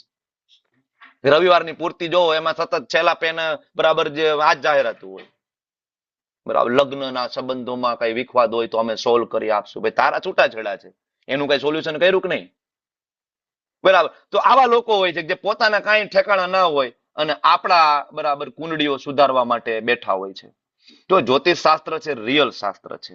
પણ આજે એ પ્રમાણે જોવાવાળા માણસો કેટલા? શાસ્ત્ર મુજબ જ્યોતિષ જોવાવાળા રેર, વેરી રેર. બધા પૈસા માટે બિઝનેસ બનાવીને બેઠા છે. Only business, nothing else. કોમ્પ્યુટરમાં નાખો, બર્થડેટ નાખો, નામ નાખો, કોમ્પ્યુટર તમને આપી દે આ તમારી કુંડલી. બરાબર. ઇવન નીચે કોમ્પ્યુટર જે ઇન્ટરપ્રિટેશન પણ આપી દે, તમારું ભવિષ્યનું ઇન્ટરપ્રિટેશન આપી દે. ચેટ જીપીટીમાં નાખો ને, બધું આપે છે અત્યારે. કઈ નવીન નથી અત્યારે આ બધી વસ્તુ, કોઈ મતલબ નથી. બરાબર, આ બધા મૂર્ખ લોકો છે. તો ભગવાન એટલા માટે કહે છે કે એટલીસ્ટ મારી પાસે તો આવ્યો ને, મારો દીકરો છે. મારી પાસે માગશે નહીં તો કોની પાસે માગશે? દુઃખ પડે દ્વારકા વાળા યાદ આવે તો ભગવાન કે બરાબર છે ભાઈ, મને તો યાદ કર્યો ને, એને ખબર છે કે મારા પપ્પા છે, મને આપશે. બરાબર. તો એને પુણ્યશાળી કીધો છે. પણ ભક્ત નથી. ભક્ત નથી, માગે એને ભક્ત ના કહેવાય. કારણ કે ભક્ત નથી. શું કામ? કારણ કે હજી તમને વિશ્વાસ નથી. શું વિશ્વાસ નથી? કે તમારા પપ્પા બધું જોવે છે ને તમારી જરૂરિયાતો એ પૂરી કરી જ દે. નાનું બાળક હોય બરાબર અને તમારી સાથે ફરવા આવે 2 વર્ષનું, 3 વર્ષનું, 5 વર્ષનું બાળક, તો એ 5 વર્ષનું બાળક ચિંતા કરે કે ભાઈ પપ્પાએ હોટલ રાખી હશે કે નહીં, કેવી હોટલ હશે, મારું જમવાનું શું થશે? પપ્પા માઉન્ટ આબુ લઈને તો આવ્યા મમ્મી પપ્પા ભાઈ, બરાબર, પણ હવે મારું જમવાનું કેમ થશે, કે મારે જવાનું કેવી રીતના? 5 વર્ષનું બાળક ચિંતા કરશે સાલું મારી ટિકિટ થઈ કે નહીં ટ્રેનની, હું જઈશ કેવી રીતના? આ કોઈ ચિંતા છે એને? નથી. શું કામ? ખબર છે પપ્પા જોઈ લેશે, પપ્પા બધું કર્યું હોય, એને હોટલ રાખી હશે, ટાઈમ ટુ ટાઈમ જમાડશે, બધું રેડી. સંપૂર્ણ વિશ્વાસ. તો આપણને વિશ્વાસ તો હોવો જોઈએ ને, ભાઈ પપ્પા છે, કૃષ્ણ છે, ભાઈ બધું જોઈ લે છે. મારા કરતા વધારે એને ખબર પડે છે. પરમાત્મા તરીકે હૃદયમાં બેઠા છે અને એને ખબર છે કે મારી લાયકાત કેટલી, હું કેટલું પચાવી શકું એમ છું, મને આપશે મારી શક્તિ પ્રમાણે. મને વિશ્વાસ છે. આવો વિશ્વાસ આ ચારે કેટેગરીમાં નથી, એટલે ભક્ત નથી શરૂઆતમાં. બરાબર. પણ એમાં જે જ્ઞાની જે કેટેગરી છે ને, તેસામ જ્ઞાની નિત્યયુક્ત એક ભક્તિર વિશેષતે. આ જ્ઞાની વ્યક્તિ જયારે ભક્તિ માર્ગ ઉપર આગળ વધે ને, તો ભગવાન કે પ્રિયો હિ જ્ઞાનીનો અત્યર્થ. મને આ જ્ઞાની વ્યક્તિ બહુ ગમે. કારણ કે જો ખાલી જ્ઞાનીને પ્રિય નથી કીધું, આ શ્લોક બરાબર પકડજો, નહીતર તમને લોકો એવું પણ સમજાવે છે, જોયું વેદો વાંચો, ભગવાને કીધું છે જ્ઞાની મને બહુ પ્રિય છે, પણ શબ્દ બીજો પણ છે, ભક્તિ વિશેષતે. જ્ઞાની હોય સાથે શું હોય? ભક્ત હોય. તો ભગવાન કે મને બહુ પ્રિય છે. બરાબર. કારણ કે એને ખબર પડી ગઈ કે હું કોણ છું, મારી ભક્તિમાં આગળ વધે. એટલે જ્ઞાની હોવો જોઈએ સાથે સાથે ભગવાનનો શુદ્ધ ભક્ત હોય તો ભગવાન કે મને બહુ પ્રિય છે. એટલે ચારે કેટેગરીમાંથી ભગવાનને કયો ગમે છે? જ્ઞાની. કારણ કે જ્ઞાની છે જલ્દી ભક્ત બની જાય. એટલા માટે શાસ્ત્રોનું નોલેજ જોઈએ. હવે ભગવાન કે છે તો ભાઈ જે જ્ઞાની નથી ભગવાનને પ્રિય નથી? ભગવાન કે ના ના એવું નથી. ઉદારાહ સર્વ એવેતિ. શ્લોક શું કે છે? ઉદારાહ સર્વ એવેતિ. ભાઈ બધા ઉદાર છે. ભાઈ ચારે ચાર ગમે મારી શરણે કોઈ પણ આવે ને, કૃષ્ણના શરણે, ભગવાન કે બધા ઉદાર મનવાળા છે. જ્ઞાની ત્વાત્મેવ મે મતમ. એમાંથી જ્ઞાની જે છે ને, જ્ઞાનમાં જે સ્થિર થયો ને, જેને ભગવદ્ ગીતા વાંચી, ભાગવતમ, બરાબર, એ મારા આત્મા સમાન છે. આસ્થિત સહયુક્તાત્મા, એ મારા આત્મા સમાન છે. બરાબર. કારણ કે એ યુક્ત જોડાયેલો છે સતત મારી સાથે, મને જાણવામાં જ જોડાયેલો છે. અને એટલા માટે એ ઉત્તમામ ગતિમ, એ મારા ધામને પામશે. બધા ઉદાર મનવાળા છે. એવું નથી ભાઈ જ્ઞાન ના હોય તો ભગવાનને પ્રિય નથી આપણે. બરાબર. ભગવાનને બધા પ્રિય છે. પણ જો જ્ઞાન આપણે પ્રાપ્ત કરીશું તો ભગવાન કે મને સૌથી વધારે પ્રિય છે. શું કામ? કારણ કે ભગવાન કહે છે બહુ નામ જન્મ નામ અંતે જ્ઞાનવાન મામ પ્રપદ્યંતે. તમે ભગવદ્ ગીતા ભાગવતમ વાંચશો, એક સમયે તમે 100% ભગવાનને શરણાગત થઈ જશો.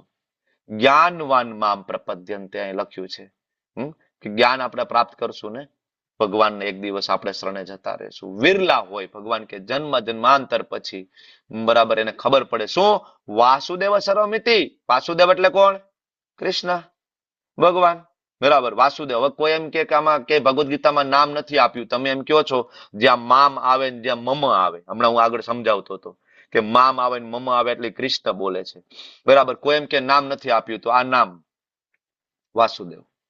અહીં નામ આપ્યું છે ને આ શ્લોકમાં ભગવાન કે વાસુદેવ, બરાબર. વાસુદેવ કૃષ્ણ, વાસુદેવ એટલે વસુદેવના પુત્ર. તો કૃષ્ણ સર્વમિતિ છે, આવું જે કોઈ માને એને કહેવાય મહાત્મા. તો જો કોઈ વ્યક્તિ ભગવાન શ્રી કૃષ્ણનો અનન્ય ભક્ત હોય, આવો મળવો મુશ્કેલ છે.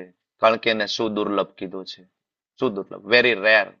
ત્વમેવ માતા ચ પિતા ત્વમેવ બંધુ ચ સખા ત્વમેવ વિદ્યા ચતુર્ણમ ત્વમેવ સર્વ મમ દેવ દેવ. તમે જ બધા છો મારું. આવું માનનારો ભગવાન કે વેરી રેર, વેરી રેર. મળવો આ જગતની અંદર મુશ્કેલ છે, વેરી રેર. ઘણી વાર આપણને એમ થાય ને કે આપણે પ્રચાર કરીએ, બરાબર, આપણે બધાને બુક આપીએ, આપણે બધાને સમજાવીએ, છતાં લોકો કેમ નથી સમજતા? લોકો લેવલ 1 કરવા આવે, લેવલ 2 કરવા આવે, આપણી સાથે ઘણા સમય સુધી રહીએ, બરાબર, અને ધીમે ધીમે પાછા એ લોકો જતા રહીએ છે, બરાબર. અને અમુક વિરલાઓ છે એ માત્ર અહીંયા ટકી રહે છે. તો આવું શું કામ? અથવા તમને બધાને એમ થાય સવારે મંગલા આરતીમાં ઉઠો તો તમને એમ થાય કે આ બધા આખું જગત કેવું જલસા કરે, અને પ્રભુજી તમે અમને કહો છો કે મંગલા આરતીમાં ઉઠવું જોઈએ, માળા કરવી જોઈએ, બરાબર, જપ કરવા જોઈએ, ભગવાનની સેવા કરવી જોઈએ. તો આ સમયે તમને આ શ્લોક યાદ આવવો જોઈએ કે જે સૂતા છે ને બધા, એના બહુનામ જન્મનામ અંતે બાકી છે, અને તમારા બહુનામ જન્મનામ અંતે થઈ ગયા છે. તમારી શરૂઆત થઈ ગઈ છે, તમે કૃષ્ણને ઓળખી લીધા છે. વાસુદેવ સર્વમિતિ, એની કૃષ્ણ બધું છે. મારે ઉઠવું જોઈએ, મારે સેવા કરવી જોઈએ, મારે જપ કરવા જોઈએ, બરાબર. જે આ લોકો નથી કરતા, જે લોકો સૂતા છે, તો આપણે એને જગાડવાની કોશિશ કરવી જોઈએ કે આવો મંગલા આરતી કરો, જપ કરો. કારણ કે બહુ રેર વિરલાઓ હોય છે આ સુધી પહોંચે. એટલે ઘણી વખત આપણે પ્રચારમાં જાય તો એ લોકો જલ્દી ભક્ત ના બની જાય. શું કામ ના બને? બરાબર ને, આપણે તો ટ્રાય કરીએ છીએ. શું કામ લોકો ભક્ત નથી બનતા? ભાઈ એના બહુનામ જન્મનામ અંતે જે બાકી છે, એને જે કેટલાય જન્મો જ લેવાના બાકી હોય, તો તમે વચ્ચે ડિસ્ટર્બ એને ના કરી શકો. એના કર્મ ખરાબ એવા કરેલા છે કે હજી એને ભોગવવાનું ઘણું બધું બાકી છે, બરાબર. અને આપણા બહુનામ જન્મના અંતે હવે શરૂઆત થઈ ગઈ છે, એટલે આપણને ભગવાન વિશે ખ્યાલ આવવા લાગ્યો છે. તો જે વ્યક્તિ ભગવાનને શરણાગત થાય, તો આવા વ્યક્તિ રેર મળે છે. અને એટલે ભગવાન 20 થી લઈને 25 શ્લોકની અંદર, હવે જો અત્યારે આપણે જે ચર્ચા કરીને એ ભગવાનને માને છે એની ચર્ચા કરી. હવે એવા લોકોની આપણે ચર્ચા કરી આગળ 20 થી લઈને 23 શ્લોકમાં. મુદ્દો બહુ સેન્સિટિવ છે, ધ્યાનપૂર્વક તમે સાંભળજો, બરાબર. હવે શું કામ બીજી કોઈ ભક્તિ નથી કરવાની, એનો જવાબ આ શ્લોકમાં છે. વાંચો તમે. કામસ્તે તે રથ જ્ઞાન પ્રપદ્યંતે અન્ય દેવતા. અન્ય દેવતાઓની પૂજા કોણ કરે? કામસ્તે તે રથ જ્ઞાન, જેનું જ્ઞાન, જેની બુદ્ધિ કામ દ્વારા હણાઈ ગઈ છે. રથ હણાઈ જવી. હે માતાજી મારી માનતા પૂરી કરજો, બરાબર, ઘરના મકાન થઈ જાય, હે માતાજી ઘરની ગાડી થઈ જાય, આ માનતા, ઓલી માનતા, પેલી માનતા. હે હનુમાનજી મહારાજ એક તેલનો ડબ્બો ચડાવીશ, મારા લગ્ન થઈ જાય. હનુમાનજી મહારાજ કે હું બ્રહ્મચારી છું, ભાઈ માગવાનું હોય ને તું માગ, બરાબર. આવી માનતાઓ હાલતી હોય સતત. ક્યાં માગવું એ ખબર ન હોય, કોની પાસે માગવું એ ખબર ન હોય. તો ભગવાન કે આની બુદ્ધિ હણાઈ ગયેલી છે. તો જે લોકો માનતા બાધામાં ખૂબ માનતા હોય ને સતત ભૌતિક વસ્તુઓની કામના હોય ને, તો એ કોની પાસે જશે? અન્ય દેવતા. કૃષ્ણ પાસે નહીં, અન્ય દેવતા. ભગવાન પોતે બોલે છે એટલે અન્ય પાસે, મારી પાસે નહીં. આગળ કીધું ને મારી પાસે આવે. કોણ? 4 પ્રકારના મારી પાસે આવશે. અને અહીંયા શું કીધું? તો કે આ 5મો પ્રકાર છે, મારી પાસે નહીં આવે. એને ખૂબ જ ભૌતિક કામનાઓ છે, કૃષ્ણના શરણમાં નહીં જાય. અને આવા લોકો તમ નિયમાસ્થાય પ્રકૃતા નિયતાસ્થાય, આવા લોકો પોતાના પૂજાના વિશેષ વિધાનો હાથે બનાવી લેશે, પોતાના નવા પૂજાની વિધિઓ બનાવી લેશે, બરાબર. કારણ કે એનો ગોલ એકચ્યુઅલી દેવી માતાની પૂજા કરવાનો નથી. જે લોકો કુળદેવીની બહુ પૂજા કરતા હોય ને, પાછળ એનો ગોલ એટલો છે, કુળદેવી અમારી રક્ષા કરે, કુળદેવી અમારા ઘરમાં ખૂબ સારું કરે, કોઈ બીમાર ના પડે, અમે જે માંગીએ એ બધું અમને આપે, રૂપિયા, પૈસા, ધન, સંપત્તિ, પુત્ર, આ બધું આપે. બસ કુળદેવી આના માટે છે. કુળદેવી જો આ ના આપે તો પછી બાજુવાળા એમ કહેતા હતા કે ભાઈ ફલાણા જગ્યાએ છે ને મેલડી માતાજી છે, અને એ તો ભાઈ હડાહડ જાગૃત છે, તરત જ માનતા પૂરી કરે. તો છોડો આપણા કુળદેવીને, ન્યા જાય, બરાબર. ન્યા 3-4 મહિના ટ્રાય કરી, અને ભાઈ વાદ ને બરાબર વાયદો આપ્યો ને દાણા જોયા ને બરાબર વદાળ નાખી દીધો. હવે 4 મહિના થઈ ગયા, વદાળ તો પૂરો થઈ ગયો, હવે નથી ભાઈ માનતા પૂરી થતી. ફલાણા ફલાણા ભાઈ કે છે ભાઈ ઓલા જગ્યાએ સુરાપુરા દાદા બેઠા છે ને ભાઈ આમ જાવી ભેગી માનતા પૂરી. મૂકો પડતા ભાઈ એને હાલો ગાડી લઈને બીજે દિવસે ત્યાં કામસ્તે તે રત જ્ઞાના. એનો ગોલ એ નથી એને કુળદેવીની પૂજા કરીને ભક્તિ કરવી. કેમ ભાઈ કુળદેવીમાં શ્રદ્ધા નથી? તમારી કુળદેવી છે એ માં છે. માં છે તો માને ખબર નથી બાળકને કેટલું જોઈએ ને ક્યારે જોઈએ? શું લાગે છે? નથી ખબર? મતલબ તમે તમારી કુળદેવીની શક્તિમાન એટલાય નથી સમજતા કે એ તમારી ઈચ્છાઓ બધી જાણતા હોય? અને નો શક્તિમાન સમજતા હોય તો શું કામ કુળદેવી રાખ્યા છે? શું કામ નિવેદ કરો છો દર વર્ષે? આવા જે લોકો છે એને કહેવાય કામસ્તે તે રત જ્ઞાન. ભાઈ એનો ખાલી બિઝનેસ છે. એને કોઈ દેવી માતાની પૂજા કરવામાં, ચામુંડા માતા, મેરડી માતામાં કે બ્રહ્માણી માતા વોટ એવર જે કઈ તમારા કુળદેવી હોય, જે લોકો દેવીના ઉપાસકો છે એમાં એનો માત્ર ને માત્ર સ્વાર્થ રહે છે. દેવી પ્રત્યે પ્રેમ નથી. આજ સુધી આપણે એવું જોયું કે એક વ્યક્તિએ કોઈ પણ પ્રકારની ઈચ્છા કામના વગર નવચંડી યજ્ઞ કર્યો હોય કે નહીં મારા કુળદેવી છે ને બસ મારી ફરજ છે. હંમેશા સૂક્ષ્મ ઈચ્છાઓ રહે છે. મેં યજ્ઞ કર્યો ને મારા ઘરમાં સારું થવું જોઈએ, શાંતિ થઈ જવી જોઈએ, ક્લેશ ઓછો થઈ જવો જોઈએ, સંતાનો પ્રાપ્ત થવા જોઈએ, પારણિયું બંધાઈ જવું. રે રે રે રે કામસ્તે તે રત જ્ઞાના. એટલે આવા લોકો જતા હોય છે ને પોતાના નવા નવા વિધિઓ બનાવી નાખે દેવીઓને પૂજવા માટે. દિવાળી આવે બરાબર, દિવાળી ઉપર સીતારામની પૂજા થવી જોઈએ ને. સીતારામ બરાબર આવ્યા હતા, યુદ્ધ પૂરું થઈ ગયું તો અયોધ્યા આવ્યા હતા, એટલા માટે દિવાળીમાં તો આપણે સીતારામની પૂજા કરીએ છીએ દિવાળી ઉપર. નહીં નહીં પ્રભુજી અમે તો લક્ષ્મીજીની પૂજા કરીએ છીએ. કા ભાઈ કેમ લક્ષ્મીજીની કેમ ભાઈ? શું કારણ શું ભાઈ? દિવાળીમાં લક્ષ્મીજીની પૂજા શું કામ કરવાની? પાટલા ઉપર લક્ષ્મીજી બેહાડીને એ રૂપિયા પૈસા ઢગલો કરીને જય હો દેતા રહેજો કન્ટિન્યુ, બંધ ન કરતા આવતા વર્ષે પણ. તો પૂજા નથી ભાઈ, તો this is business, nothing else, just an business. બરાબર. અહીંયા અમારે રાજકોટ જિલ્લામાં એક ગામ છે, ગામના સરપંચ ભક્ત હતા રામદેવ પીર દાદા અને બીજા એના કુળદેવી ખૂબ માને બરાબર. અને માનતા માયની પૂરી ના થાય બરાબર, 6 મહિના વર્ષ પૂરી ના થાય. અને 1-1.5 વર્ષ થયું, 1.5 વર્ષ પછી ભાઈનો મગજ એટલો ગયો કે ભાઈ માનતા કેમ ના પૂરી કરે? સાક્ષાત ભગવાન હોય મારા કુળદેવી, માનતા કેમ ના પૂરી કરે? રાત્રે જઈને 2 મંદિર હળગાવી દીધા. તમે બરાબર ગૂગલમાં ટાઈપ કરજો, રાત્રે જઈને 2 મંદિર હળગાવી દીધા કમ્પ્લીટ. સરપંચ હતો પોતે, લગભગ ગામનું નામ લોધિકા છે, હું ભૂલતો ન હોય તો. સરપંચ હતો, 2 મંદિર બરાબર કમ્પ્લીટ ધ્વંસ. કેમ તો કે માનતા પૂરી ના થઈ. કામસ્તે તે રત જ્ઞાના. બરાબર, ઓનલી બિઝનેસ, નથિંગ એલ્સ. બરાબર. એટલા માટે ભગવદ ગીતા બહુ જરૂરી છે. એટલે આગળ ભગવાન શું કહે છે? જીવ માત્રના હૃદયમાં પરમાત્મા રૂપે હું વિદ્યમાન છું. કોઈ મનુષ્ય જયારે દેવની પૂજા કરવા ઈચ્છે એની શ્રદ્ધાને ઇવન હું સ્થિર કરું છું. હવે કોઈ એમ કે મને ચામુંડા માતામાં શ્રદ્ધા છે, મને મેરડી માતામાં શ્રદ્ધા છે, મને ફલાણા પીર ફકીરમાં શ્રદ્ધા છે, અને બરાબર તો એ શ્રદ્ધા તમારી ત્યાં સ્થિર કોને કરી? સ્થિર કોને કરી? તમે એમ કહો કે બરાબર હું શિવજીને હું માનું છું અને હું તો ભાઈ શિવજીનો ભક્ત છું, પ્રભુજી તમે જે સમજાવો હોય માનવા તૈયાર નથી. પણ હવે આ શ્લોક મુજબ તમે જોવો ને તો અહીંયા ભગવાન એમ કહે છે કે ઇવન તમે શિવજીને પણ માનતા હોય તો તમારી શ્રદ્ધા શિવજીમાં સ્થિર કોણે કરી? કૃષ્ણએ.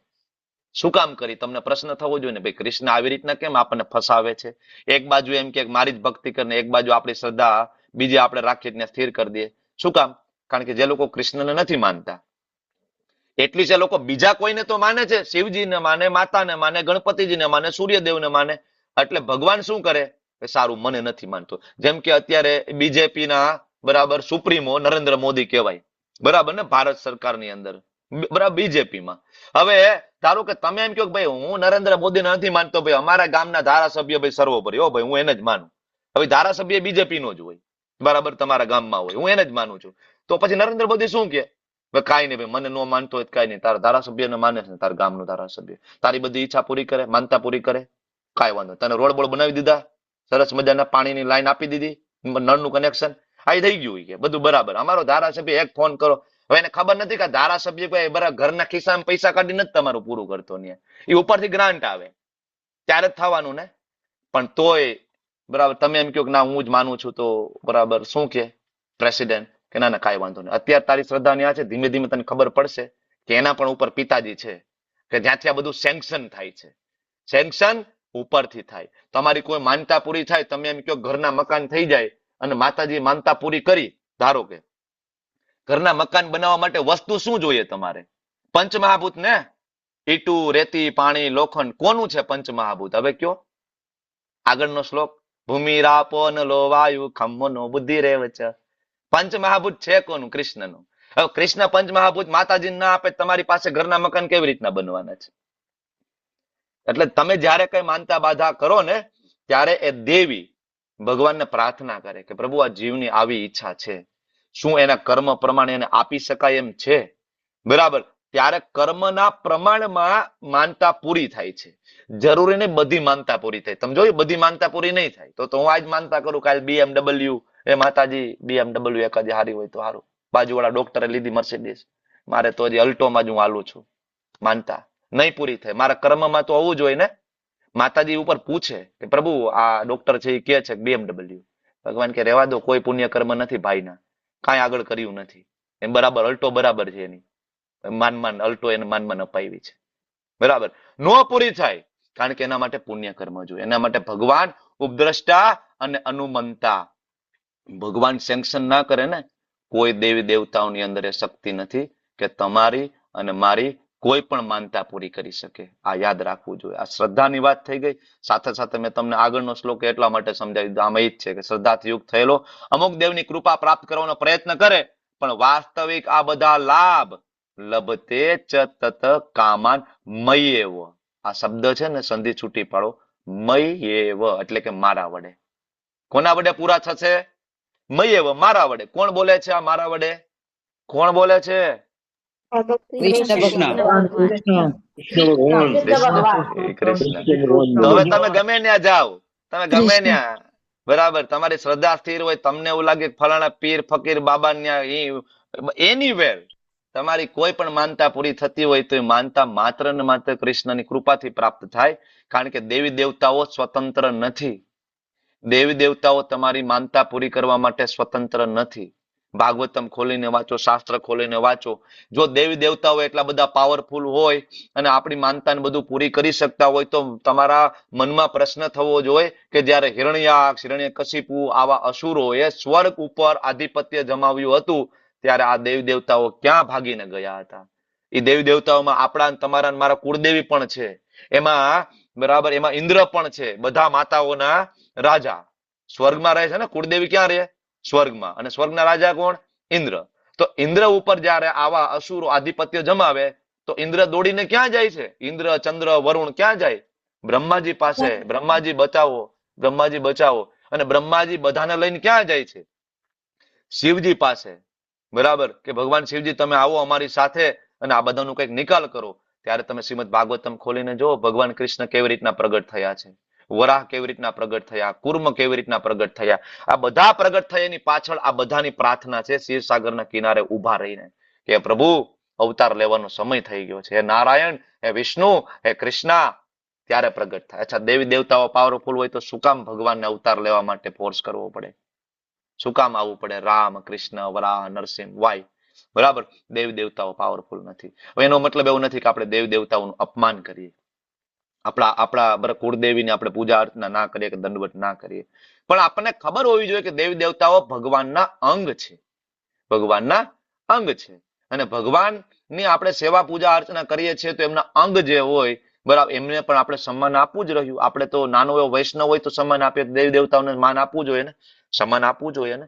સન્માન આપીએ પણ આપણે ખબર હોય કે અંગ છે, બરાબર. ધારો કે આ મારો હાથ છે તો મારું અંગ છે, પણ મારે કોળિયો ક્યાં દેવાનો છે? મુખમાં. હાથને ખવડાવવાનું નથી, ખવડાવવાનું કોને? મુખમાં. એટલે ખરા અર્થમાં નૈવેદ્ય કોના માટે થાય? કૃષ્ણ માટે થાય. કૃષ્ણને છોડીને જેટલા પણ નૈવેદ્ય થાય, ખરા અર્થમાં દેવી દેવતાઓ કૃષ્ણને મૂકીને ક્યારે જમે નહીં, નેવર. કારણ કે બધા વૈષ્ણવ અને વૈષ્ણવી છે. શ્રીમદ ભાગવતમ ખોલો અને દક્ષ રાજાનો યજ્ઞનો બરાબર જે આખો પ્રસંગ છે ખોલો, સ્કંદ 4, ત્યારે તમને ખબર પડી જશે કે બધા દેવી દેવતાઓ બેઠા છે, બ્રહ્માજી બેઠા છે, શિવજી બેઠા છે, બધા કુળદેવી બેઠા છે, દક્ષ પ્રજાપતિ બધા જ બેઠા છે અને બધા જ યજ્ઞની આહુતિઓ આપી રહ્યા છે. કોના માટે? કોના માટે? ભગવાન વિષ્ણુ માટે. ત્યારે ભગવાન વિષ્ણુ ગરુડ ઉપર બરાબર પ્રગટ થાય છે, ત્યારે સૌથી પહેલી પ્રાર્થના ઓફર કરે છે શિવજી કે ભગવાન તમે આવ્યા, ખૂબ ખૂબ ધન્યવાદ. બ્રહ્માજી, દક્ષ પ્રજાપતિની પત્નીઓ બધા પ્રાર્થના ઉપર કરે. અને ભગવાન જયારે સંતુષ્ટ થાય છે ત્યારે દેવી દેવતાઓ સંતુષ્ટ થાય છે. ત્યાં સુધી દેવી દેવતાઓ સંતુષ્ટ થતા નથી. એટલે આપણે દેવી દેવતાઓને સુપ્રીમ માનતા હોઈએ, પણ દેવો એ ભૂલતા નથી. ઇન્દ્ર તો નતમસ્તક થઈને ઉભા જ ભગવાનની સામે. ભાગવતમ ખોલીને જોઈ લો, બધા પુરાણો ખોલીને જોઈ લો, નતમસ્તક છે. બ્રહ્માજી નતમસ્તક છે, શિવજી ઇન્ક્લુડિંગ નતમસ્તક છે. રામચરિતમાનસ બાલકાંડ ખોલીને જોઈ લો, બહુ ક્લિયરલી માતા પાર્વતીને શિવજી કહે છે, ભાઈ હું તો રામચંદ્રજીનો ભક્ત છું, બરાબર, તું રામની માળા કર, બરાબર. તો ઉપલા લેવલે કોઈ કન્ફ્યુઝન નથી, કન્ફ્યુઝન આપણે. તો ભગવાન એટલા માટે જે દેવી દેવતાઓની પૂજા કરે ને એને અલ્પ મેઘસામ કીધા છે, ઓછી બુદ્ધિ વાળા કીધા છે. શું કામ? ખોટું નહીં લગાડતા. શું કહે છે? અંતવતુ ફલમ તે સામ. કારણ કે દેવી દેવતાઓ જે ફળ આપે એ કેવા હોય છે? અંતવતુ, મતલબ થોડાક ટાઈમ પૂરતા હોય છે, અસ્થાયી ફળ છે. અરે તમને ઘરના મકાન આપી દે, તમને ગાડી આપી દે, બંગલો આપી દે, બધું, મરી જાઓ તો ભેગા બાંધીને જવાના? ભેગા હું જોયું તમે? નહીં. મેં કીધું મેં કલા માતાજી કે મેં જોયું છે, ભેગા બાંધીને નથી જાતા. મેં જોયું, હું જાઉં છું સ્મશાન યાત્રામાં, બરાબર. મેં આજ સુધી નથી જોયું કે કોઈને 5મું નારિયેલ પછી 6ઠું નારિયેલ કોઈને આપ્યું હોય. ખબર છે ને, નારિયેલ ની અંદર બરાબર ચારે બાજુ એક એક નારિયેલ ને એક વચ્ચે 5મું નારિયેલ, 5 નારિયેલ મૂકે. મેં નથી જોયું કોઈને 6ઠું નારિયેલ આપ્યું હોય. એમાં પુરુષોને મેં આજ સુધી મેં નથી જોયું કોઈ પુરુષોને એક રૂમાલે ભેગું આપ્યું હોય. ના ના ભાઈ, આખી જિંદગી બહુ કામ કર્યું, ડોક્ટર હતા, એન્જિનિયર હતા, ખૂબ દાન કર્યું, પુણ્ય કર્યું, અને એક ટુવાલ તો આપો ભેગો? નહીં, રૂમાલે નહીં આપે. નો, આવ્યા હતા એવા જ જવાના છીએ, બરાબર. તો કાંઈ ભેગું નથી લઈ જવાના. પણ હા, ભેગી એક વસ્તુ આવશે. શું?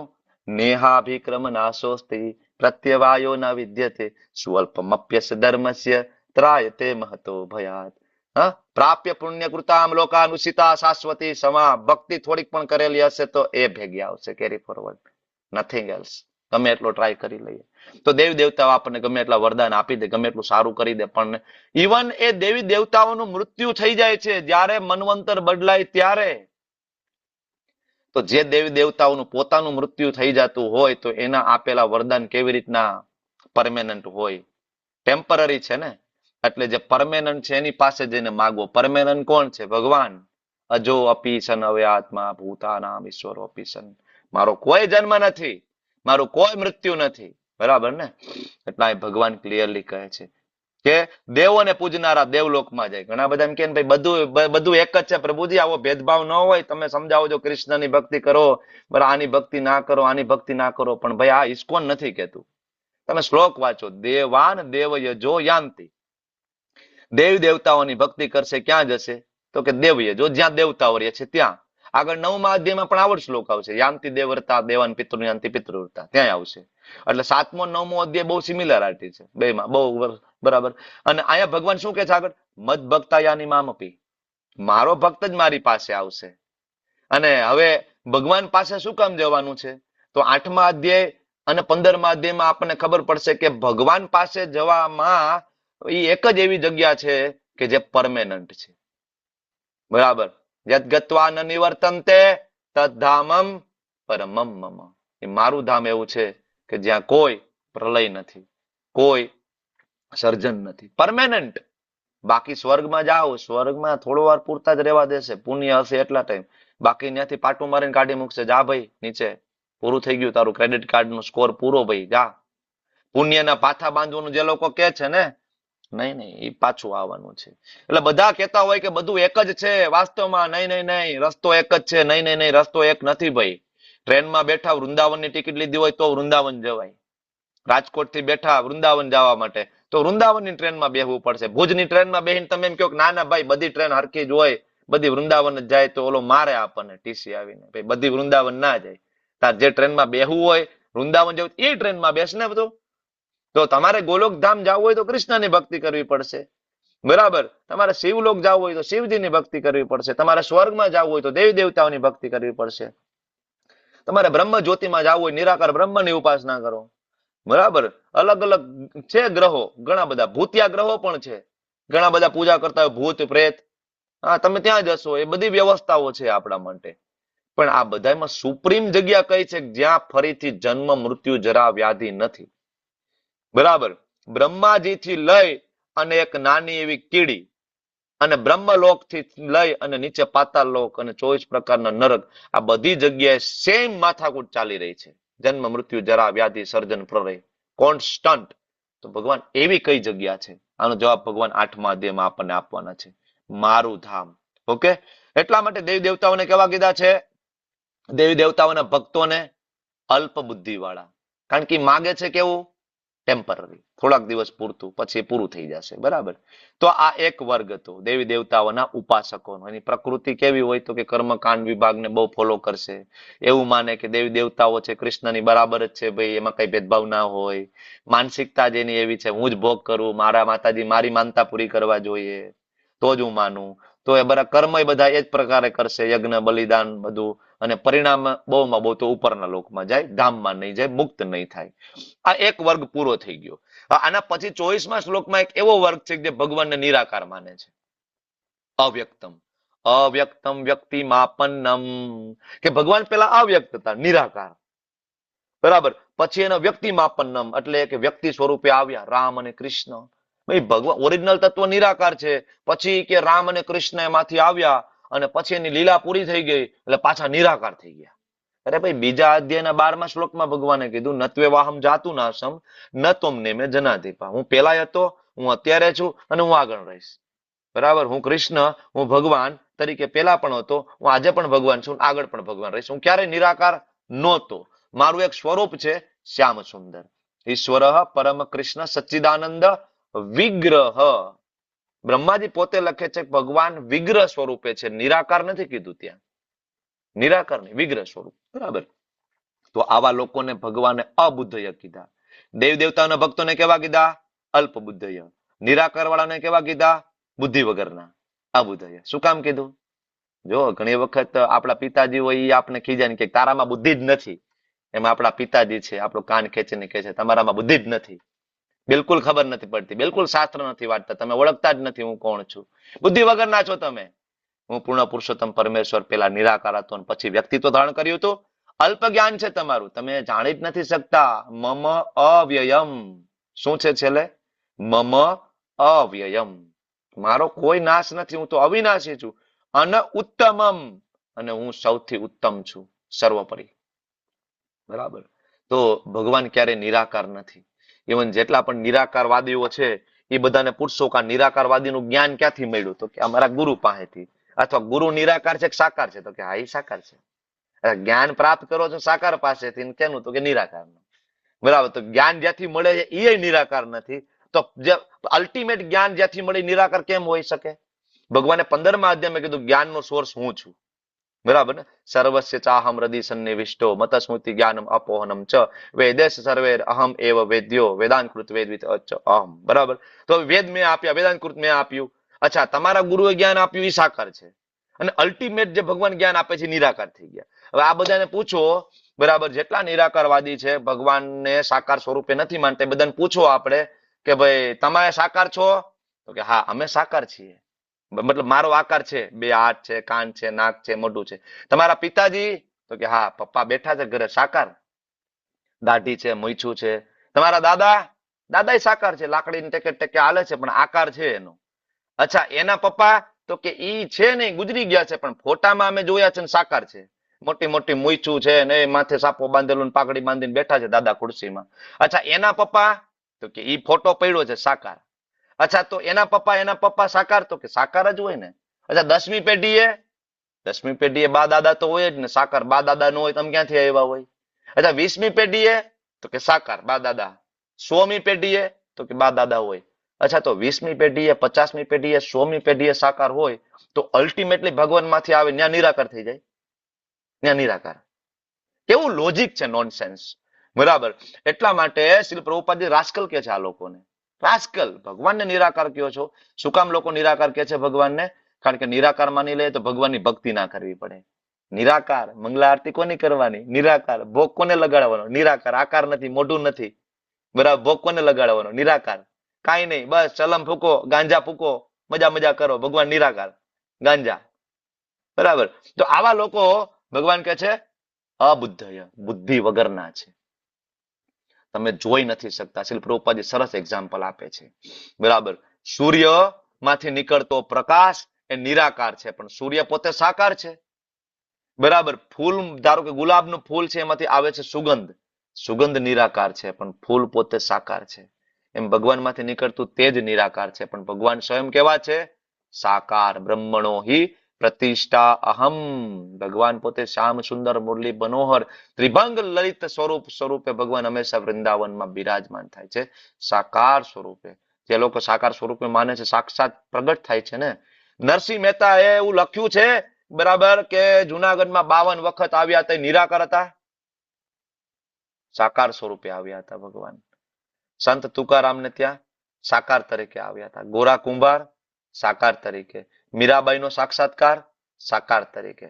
જેટલા પણ મહાન ભક્તો, પ્રહલાદ મહારાજે સાકાર, નરસિંહદેવ. ધ્રુવ મહારાજની સામે પ્રગટ થયા હતા મધુવનમાં, સાકાર શ્યામ સુંદર. પૃથુ મહારાજની સામે પ્રગટ થયા હતા, સાકાર ચતુર્ભુજ સ્વરૂપ. એક પણ એક્ઝામ્પલ બતાવો? નો. ભગવાન નિરાકાર નથી, ભગવાન સાકાર છે.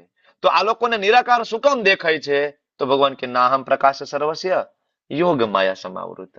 ચોથો પડદો હું ખોલતો નથી. ચોથો પડદો કયો છે? યોગ માયા સમાવૃત. હું આવૃત થઈ જાઉં છું મારી યોગ માયા શક્તિમાં, પ્રકાશ સ્વરૂપે. એ લોકો મને જો તો ખાલી પ્રકાશ પ્રકાશ પ્રકાશ. ભાઈઓ, ભગવાન જેવું કઈ છે નહીં, પ્રકાશ. એટલે આવા બધા મોટા મોટા પહાડ ઉપર જઈને નાનું ટમટમિયું કરીને અને એમાં ભગવાનને ગોતતા હોય, આખું ફાડી ફાડીને. કઈ મળતું છેલ્લે નથી, મોતી આવવા સિવાય. બરાબર, બીજું કઈ થતું નથી. ભગવાન નિરાકાર નથી, ભગવાન સાકાર છે. શું કામ બરાબર ભગવાન આ લોકોને નથી દેખાતા? ભગવાન કે મૂઢો એમ ના ભી જાનાતી છે ને. મૂઢ મને નહીં જોઈ શકે. ભાઈ, મૂર્ખાઓની સામે હું શું કામ પ્રગટ થાવ? તમે કહો છો કે હું ભગવાન નથી, હું શું કામ તમારી સામે આવું? તમે માનશો કે હું ભગવાન છું તો હું આવીશ. હું આવ્યો હતો નરસિંહ મહેતા માટે, હું આવ્યો હતો શ્રી પ્રભુપાદજી પાસે, સનાતન ગોસ્વામી, રૂપ ગોસ્વામી પાસે. તમે માનો સાકાર, હું આવીશ તમારી પાસે. તમે કહો કો નિરાકાર છો, ઇટ્સ ઓકે. યથામામ પ્રપદ્યમ તે, તમે જેવું માનો એવું. ભગવાન મૂર્ખાઓની સામે પ્રગટ નથી થતા, બરાબર. બાકી ભગવાનનો કોઈ જન્મ નથી. મમ અજમ અવ્યયમ. કેટલી વખત ભગવદ્ ગીતામાં આ એક ને એક વસ્તુ ભગવાન કહે છે. તમે માર્ક કર્યું? મારો કોઈ જન્મ નથી, મારો કોઈ જન્મ નથી, મારો કોઈ જન્મ નથી. હું અવ્યયમ છું, બરાબર. મારું એવું શરીર નથી કે હું આવ્યો મરી ગયો. અવ્યયમ અવ્યયમ અવ્યયમ, અજમ અજમ અજમ અજમ. શું કામ? પપ્પા આપણને કહેવા માંગે છે, આપણા પરમ પિતા આપણને કહેવા માંગે છે, દીકરા મને ઓળખી લો, તમે ખોટી જગ્યાએ ફસાઈ ગયા છો. મારો કોઈ જન્મ નથી, હું અજન્મા છું, અવિનાશી છું, બરાબર. તો ભગવાન ક્લિયર કટ આપણને કહે છે કે નો.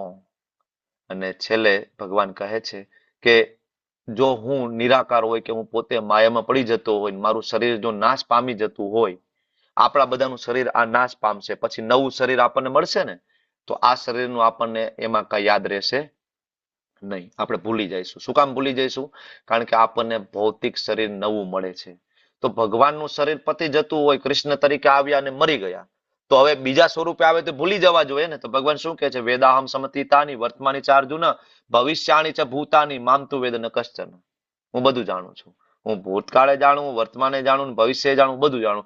મને અર્જુન એ પણ યાદ છે કે મેં આજથી 20 કરોડ વર્ષ પહેલા વિવસ્વાનને ભગવદ્ ગીતા કહી હતી. ભગવાન કે મને યાદ છે, બરાબર. ચોથા અધ્યાયનો પહેલો શ્લોક ભગવાને કીધું હતું ને, એવમ પરંપરા પ્રાપ્તિ. ભગવાનને બધું યાદ છે. ભગવાનને શું કામ યાદ છે? કારણ કે ભગવાનનું શરીર આપણા જેવું નથી. ભગવાનનું ભૌતિક શરીર નથી. ભગવાન પ્રકૃતિના 3 ગુણોથી ઉપર ટ્રાન્સેન્ડેન્ટલ છે.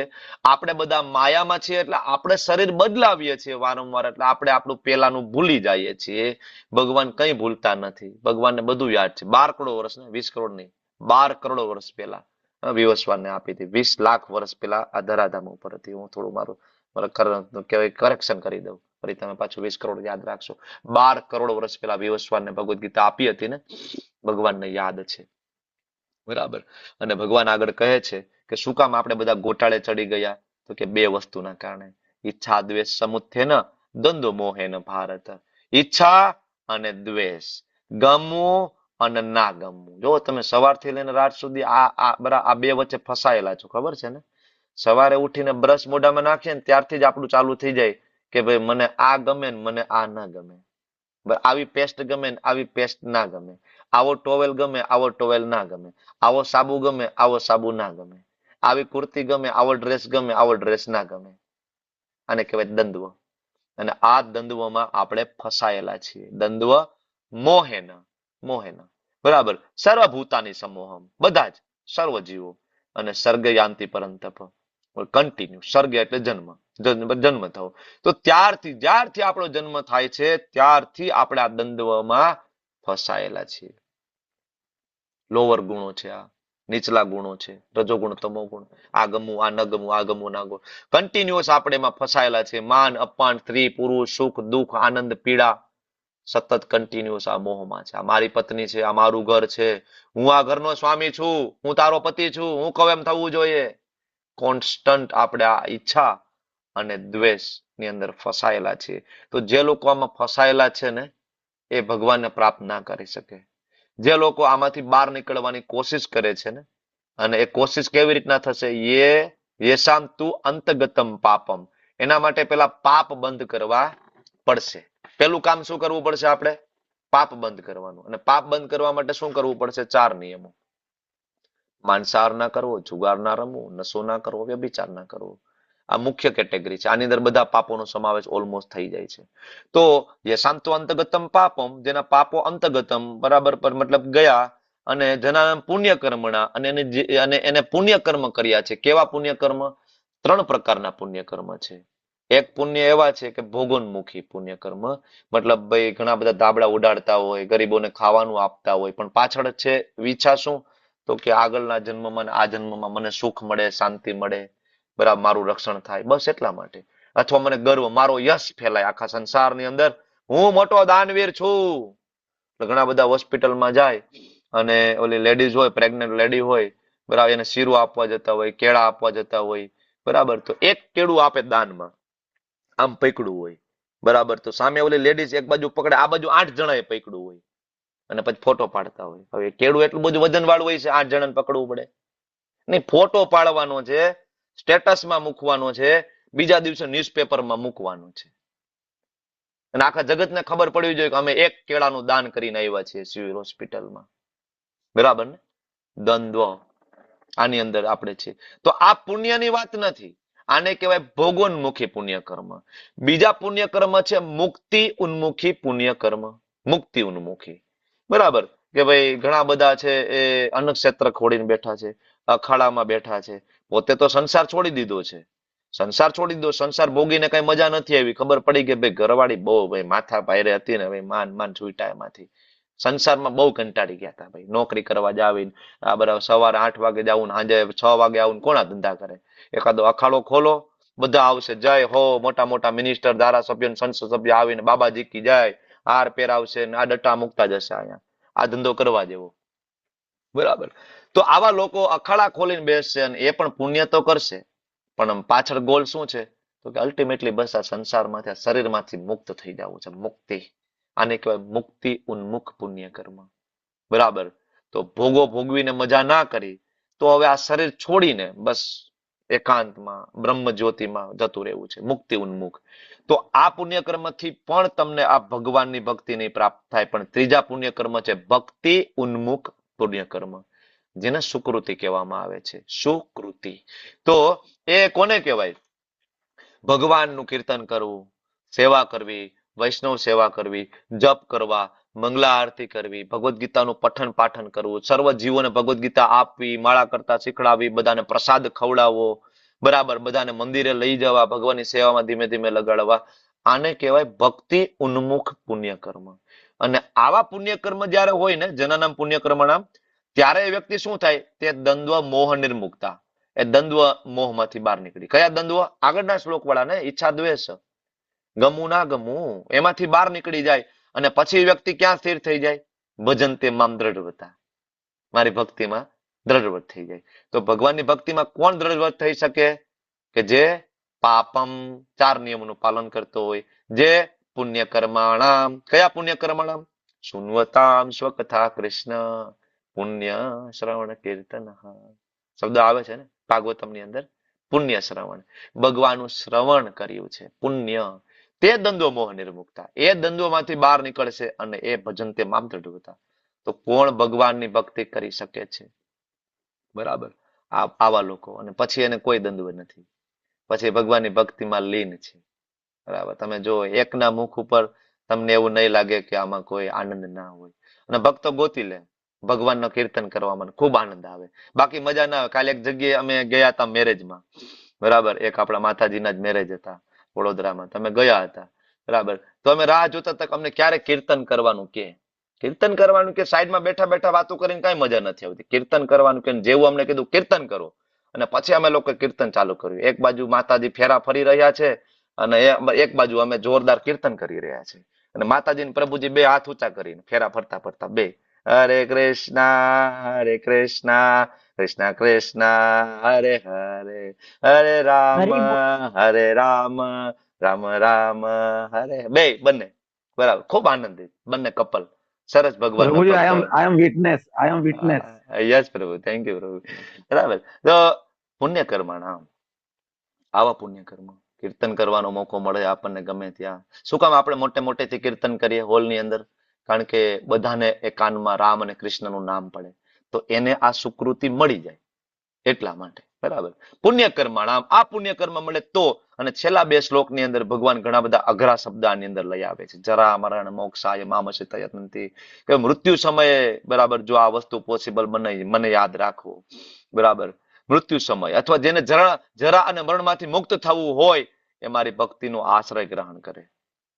ભક્તિ, બરાબર. અને છેલ્લા શ્લોકની અંદર ભગવાન કહે છે કે જે મારી ચેતનામાં રહીને જગતનો, દેવોનો, યજ્ઞની સર્વ પદ્ધતિઓનો નિયામક જાણે ને મૃત્યુ સમયે પણ મને ભગવાન તરીકે જાણી લે ને, એ વ્યક્તિ ભગવાનના ધામમાં આવી શકશે. મૃત્યુ સમયે જાણવા પડશે ભગવાન કૃષ્ણ છે, ભગવાન નારાયણ છે, ભગવાન રામ છે.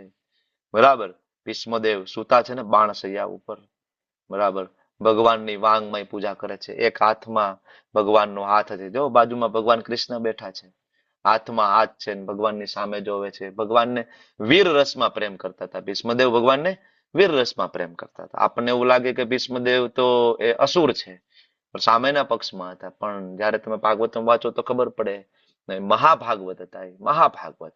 મૃત્યુ સમયે યુધિષ્ઠિર મહારાજ બધાને બોલાવીને કહે છે કે તમારી બાજુમાં ઉભા છે, શું લાગે છે તમારા મામાનો દીકરો છે, યાદવ છે, શું લાગે છે? નહીં, આદિ નારાયણ છે. ભીષ્મદેવ કહે છે શું છે? આદિ નારાયણ છે. નારાયણ પણ જેમાંથી આવે, વિષ્ણુ પણ જેમાંથી આવે, એટલે ભીષ્મદેવ શબ્દ વાપરે છે આદિ નારાયણ છે. બધા જ નારાયણમાંથી જે આવે એ, બધા જ નારાયણ જેનામાંથી આવે એ છે કૃષ્ણ. ભીષ્મદેવ ઓળખતા હતા. બરાબર, કુંતી મહારાણીનું આપણે જોયું તો ને, કુંતી સ્તુતિના પહેલા શ્લોકમાં કુંતી મહારાણી કહે છે ને તમે જ ઈશ્વર છો. કુંતી મહારાણી ઓળખતા હતા, ભીષ્મદેવે ઓળખતા હતા કે આ બીજું કોઈ નથી, સાક્ષાત ભગવાન છે, અને એનું એક મિશન લઈને આવ્યા છે, અને આપણે મિશનમાં સાથ આપવાનો છે. એને કહેવાય ભક્ત. બરાબર, ભીષ્મદેવને કહેવાય ભક્ત. એના શરીર ઉપર અઢળક બાણો ખાઈને પણ ભગવાનના મિશનમાં લાગેલા છે. બરાબર, અઢળક બાણો ખાઈને. આપણે તો પગનો અંગૂઠામાં ઠેસ આવી ગયો તો આપણે બીજા દિવસે એમ કહીએ ના ના આજે મંગલા આરતીમાં આપણે નહીં ઉઠાય, હો ભાઈ આજે નહીં થાય, ઇન્ક્લુડિંગ મી, હું એમ જ છું. બરાબર, થોડુંક ડ્રાઇવિંગ કર્યું, થોડું ટ્રાવેલિંગ થયું, થોડા થાકી ગયા તો આજે મંગલા આરતીમાં નહીં ઉઠાય. બરાબર, આપણે બધી કેટેગરીમાં છે. બરાબર, અઢળક બાણો ખાઈને પણ ભગવાનની ભક્તિમાં લીન છે એ ભીષ્મદેવ. ત્યારે મહાભાગવત કહેવાય ને. વાંછા કલ્પતરુભ્યશ્ચ કૃપા સિંધુભ્યો ચ પતિતાનાં પાવનેભ્યો વૈષ્ણવેભ્યો નમો નમઃ. અનંત અનંત કોટી વૈષ્ણવ की जय, श्री प्रभुपाद की जय, गुरुदेव महाराज की जय. हरे कृष्णा कृष्ण कृष्ण हरे हरे, हरे राम राम राम हरे हरे. कृष्ण कृष्ण